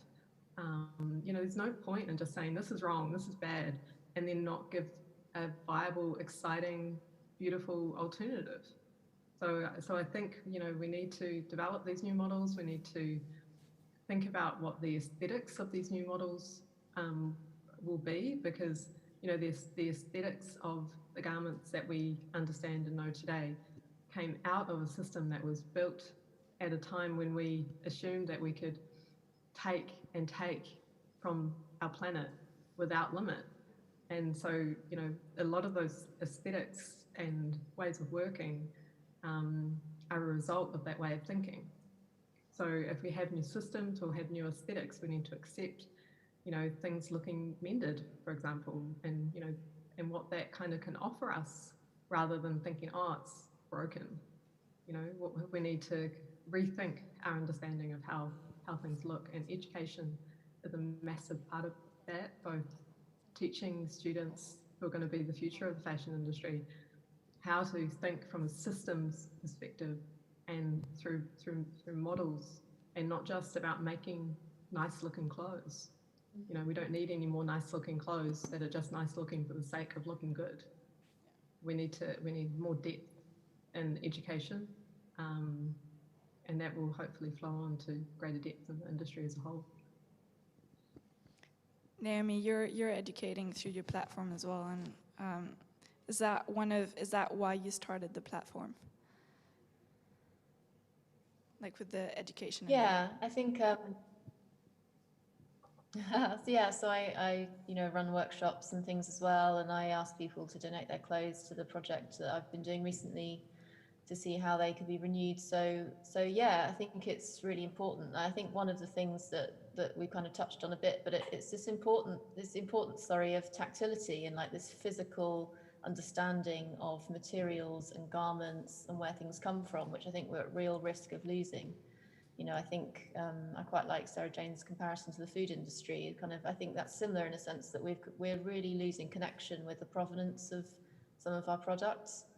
And I think it also chimes with a kind of loss of connection to nature, which I think is happening as well. I think it's really important that people understand where their clothes are coming from and what materials are actually being used to make them and the process of making that. And I think a large part of that is through some physical making workshops where people really understand the qualities of materials. You know, a lot of people don't know, for example, you know, can't tell the difference between silk and polyester, or they don't know what wool feels or looks like. And I think just simple things like this are really part of something that should be a much stronger educational initiative. And it's fun, you know, as well, making workshops. You know, it doesn't have to be a perfect finished garment. There's lots of other ways of which people can engage with material goods and understand where things come from and connect a bit more deeply. And I think that helps people then really appreciate the things they already have in their wardrobe. I think that's really, really important. And I think, you know, brands or, you know, smaller designers, any companies as well, you know, social media has such a massive impact as well on people understanding some of these processes. So it's people actually physically getting their hands dirty and understanding things to appreciate them more. But it's also, you know, there's a massive, you know, a lot of brands are doing this already, opportunities to show the process of how something's made, to show the, you know, the kind of the artisan or the craftsman behind the scenes making something, so people really understand the value of the thing that they own. And I think that's what's, you know, looking at kind of more environmentally friendly fashion as a whole, I think there's a lot wrong with the fashion industry, but there's also some amazing values that are really positive. And this is one of the things I kind of looked at in my PhD when I was looking at alternatives to fur and exotics, is that you know, those materials are very contentious, but at the same time, there's a lot of positive appeals with fur and exotics. Craftsmanship was one of the things that came up, longevity, connection to nature, tactile appeal of some of these materials. And we just need to look at ways that we can effectively kind of approach, sort of realize some of these values through different means. You know, there's some really positive things, and these are life enriching things as well. You know, it's fashion so sensory. And I think that it's important to retain some of these important values. It's things that are really human as well, you know, just physical touch of something and understandings of how something's made. So yeah, I've kind of gone off on one there, but I think that's, you know, there's basically, just kind of sum up my point, you know, there's loads of really positive opportunities here, I think. And I think, you know, as I said, making workshops, but also video and social media to understand the process of something. And it's really just encouraging people to get out there and understand the value of some of the things that they own already. Just like Jesse and his YouTube videos. Jesse, one thought maybe around education for you? Yes, for me, I think education is not, in my mind, it's not only like a teacher teaching a class of people, or someone is on hire, or someone is be taught, but also something that is an energy that interchangeable, interactive, that we can all share different thoughts. And like a denim repair workshop I did before, like I actually get a lot of inspiration from the participant too. So I think the future of education is, it can be on both ways, but someone that has to bring the topic up and be the one who speak up louder, or be the first one to attract people to join. And that's how I imagine and feel, yeah. Thank you so much, everyone. So this is the moment we're going to open for questions. So I have Coe in the back end over there, who's monitoring all our different questions on the different chats on Facebook and on the live stream. Coe. Okay, here we got the questions. So how do you see the craftsmanship finding its place on the fashion system, especially contributing to building a sustainable future? Anyone who wants to take it? For me, I think for a sustainable future, craftsmanship should have more like transparency to see. I think the first thing for craftsmanship is to show more to the customer or the people who own, because when the people know more about what's this product behind this object, how it made, can be really add up the value and will treasure it more. And so for the next step, I think, is to bring it more on the front row.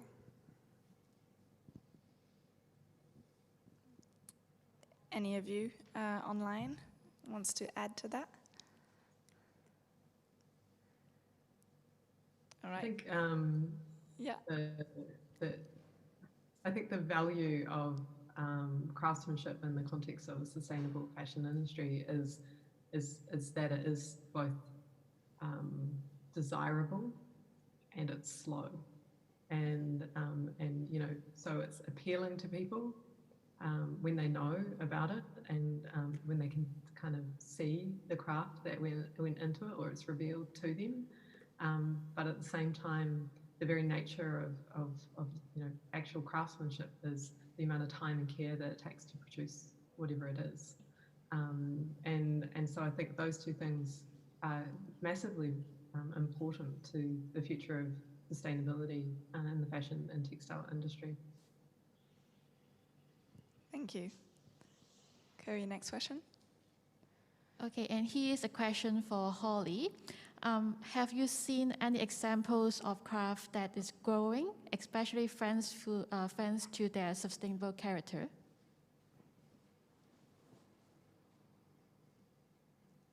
Especially thanks to what, sorry?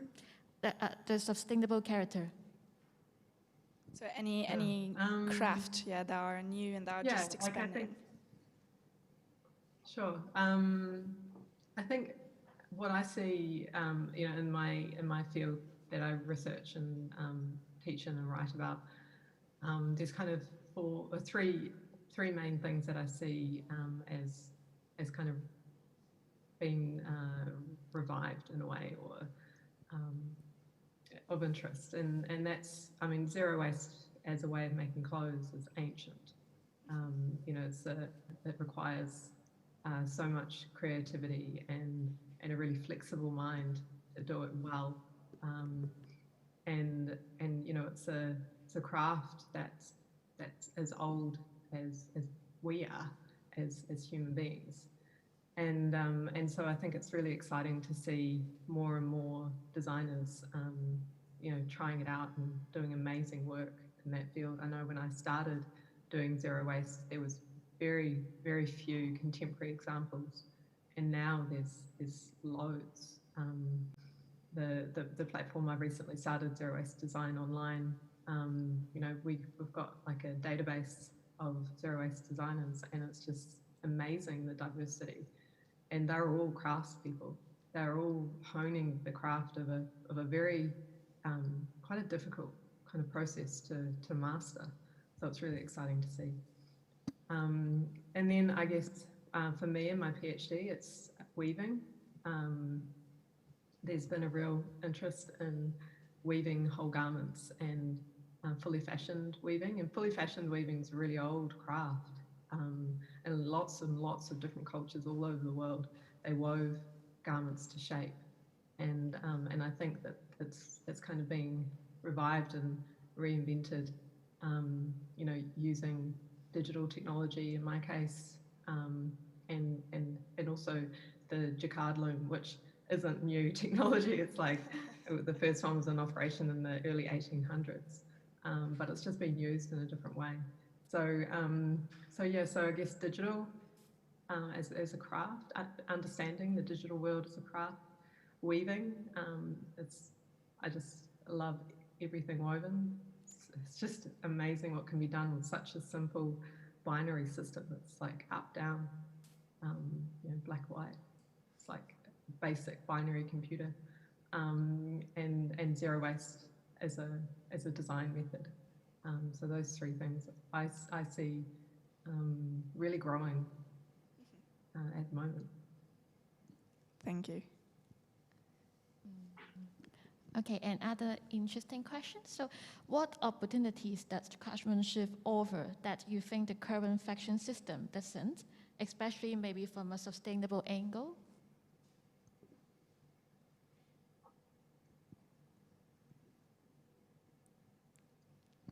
Naomi?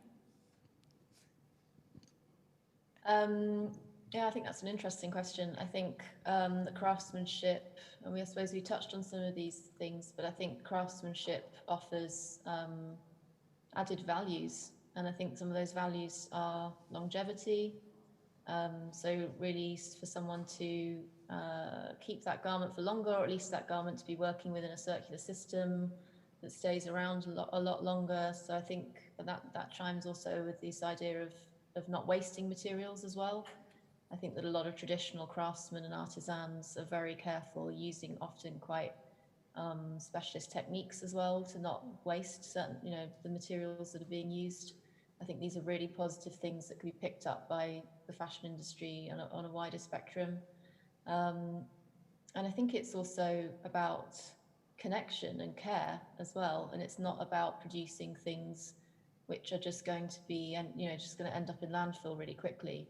And I think it's really sad that the fashion industry sort of has got to this point where we're just producing such a large amount of clothing just for someone to wear, once or twice and then discard.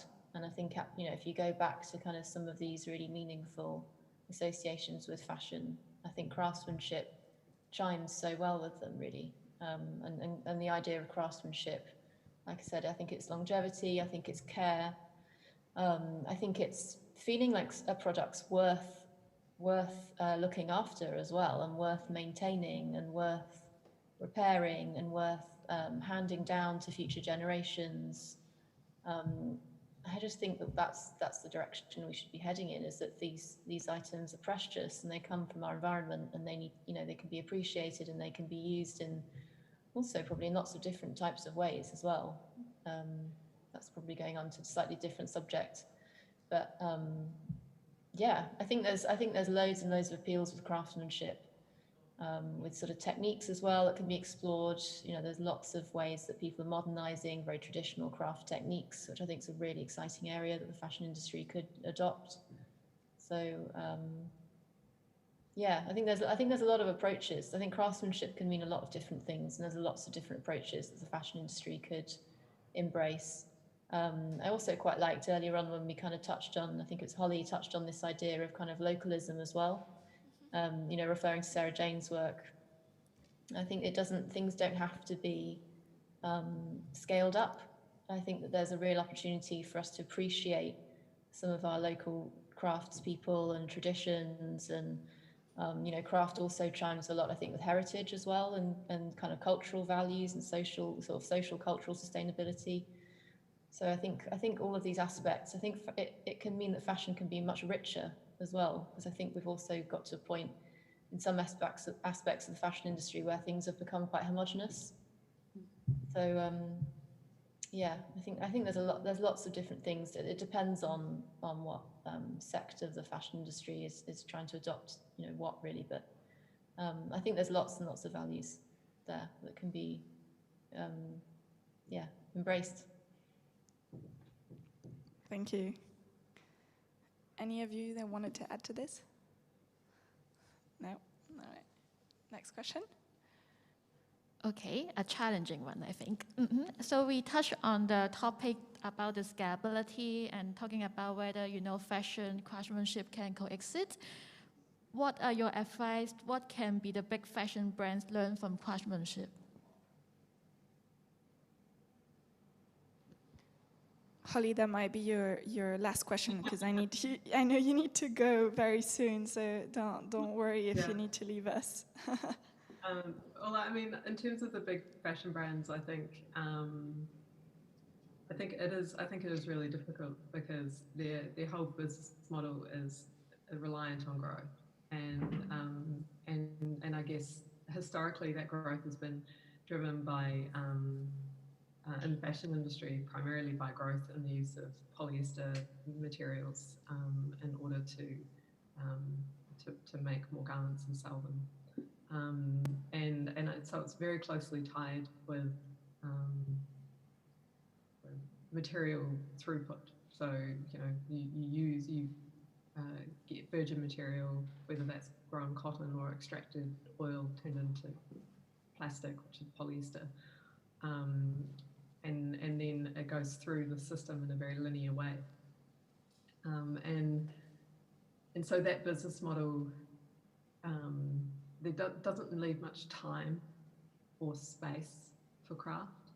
And so, I mean, I think it is really difficult for these big companies if they, you know, can see that what they're doing is really damaging. They're trying to find ways that might work. And I know there are some big companies that are doing some things that I would say are related to craft, like Patagonia, with their project where they remake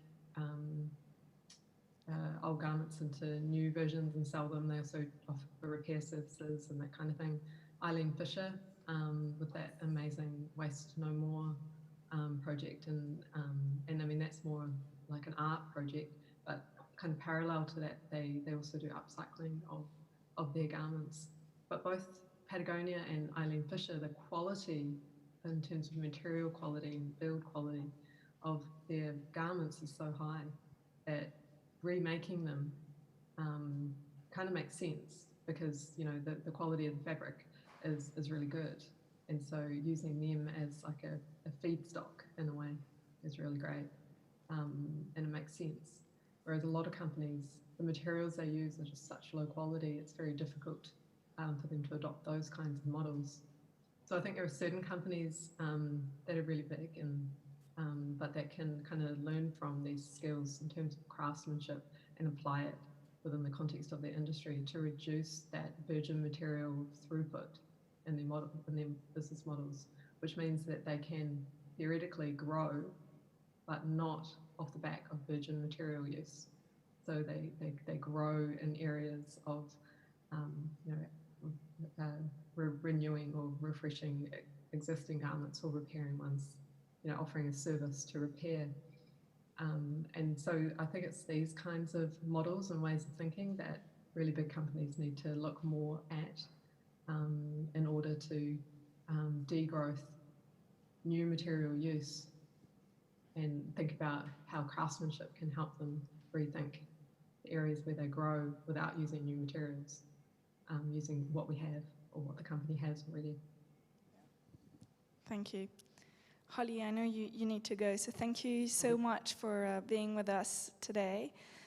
For Naomi and Sarah Jane, we might have a few questions. I'm looking at Chloe in there. Do we have one last question for everyone? Okay, so I think most of you think repair and caring is really essential to craft. What are really your advice or tips to the consumer about the consumer care? Jessie, do you want to take that one? Can you repeat, Chloe? Yeah, because most of you mentioned you think consumer care or really repairing is really essential, especially when we talk about craftsmanship. What are your advice or tips for consumer? Yes. Besides of repairing repairing your own clothes yourself, actually, yesterday I have a friend who's trying to give broken jeans to me to repair for her, but actually I'm quite not have much time at the moment. I just suggest her to maybe to find any like repair service in her neighborhood and to get into like something that is always existing, but maybe only your mom will know the places. So yeah, that's actually is really common for my mother or father's generation, but for me, we always didn't notice that when we broke in something and just pass the problem to my mom. So yeah, I think explore more about your neighborhood and see any like service you can get first. It's actually a really good point. Similar story happened to me, and I keep going back to my friends and say, no, you can do something with these clothes. Keep on repairing them instead of trying to just replace them. So yeah, it's a very good point. Sometimes we don't know where to go, so exploring neighborhoods. Any suggestion from Sarah Jane? I think, and this ties in a little bit with what we talked about before, about zero waste kind of pattern cutting. Sorry, I don't always design, waste out of the patterns, but what I do is kind of keep all the scraps, and I can recommend this to everyone. And it's also something that kind of my grandmother at least did, and my mother also did. We would always keep all the scraps of, offcuts, or in my case, I do it from all the kimonos. I don't throw away any scraps. And it's just something that I always find myself back just kind of rummaging through the scrap box, and you'll always find something that, you might give a garment another life through combining it with like some of the scraps that you kept, or, I feel like you can always find a way. If the garment's it's in good shape and good quality, I think you can always find a way to kind of update it or make it more current combined with, some scraps that you may have from other garments that you maybe no longer wear, or whatever that may be. Yeah, so that's what I would add. Thanks. And you, Naomi, your last thoughts on this and tips for our consumers and audience? Well, I think it's if you have a garment and you can repair it and you can use, I like what you're saying, Sarah Jane, about keeping scraps and sort of looking into that scrap box and finding something that could be really applicable to repair something. It's about continuing the story of that garment, isn't it? And I think that's something really valuable, and I guess we haven't talked about too much yet, but I think it's these garments that we have and own in our wardrobes, they're not just throwaway, disposable consumer products. They also retain stories. They also give us memories of things that have happened, and I think repairing them, and it doesn't have to be an invisible repair. I think it can be something quite visible, and that can be something really valuable and cherished, and it can be as I said, it continues the story of that garment, doesn't it? And I think that either you look to repairing something yourself if you enjoy doing that kind of thing. If you're someone who's quite crafty and you really enjoy the process of making, then I think that, as Jessie's mentioned as well, there's so many videos on YouTube. There's so much information out there available for people to kind of self-educate. But otherwise, it's about, exactly finding those local people who are, local tailors, people, there's lots of them around, people who are willing to repair that garment and to maybe teach you as well how that garment's been repaired, so you appreciate it even more. So I think, it's just to sort of summarize really, and I think Jessie and Sarah Jane have already made really good points about that. Well, thank you, everyone. I think that was our last question from our audience. Thank you so much for participating in this panel. It was a real honor to have you, and great insights and conversation. So again, thank you so much. Thank you to the audience. I hope everyone learned a lot today. Until we see each other again. Thanks, everyone. Goodbye. Thank you. Thank you. Bye. Thank you, Ms. Parizot, and all speakers. Ladies and gentlemen, this concludes Redress panel discussion section. We'd like to extend our sincere thanks to Mr. Daniel Chan, Ms. Debbie Leung, Ms. Morgane Parizot, Ms. Naomi Bailey-Cooper, Ms. Sarah Jane Fergusson, Mr. Jesse Lee, and Ms. Holly McQuillan for being our guest speakers today. Thank you very much for joining Fashion Summit. We hope you enjoyed the section today. Lastly, to help us improve, we'd appreciate if you could spare a few minutes to complete the questionnaire and return the complete form to the reception counter before leaving. Thank you again for your participation today. Fashion Summit will soon announce other upcoming events on its official website and social media channels. Stay tuned with us and see you next time.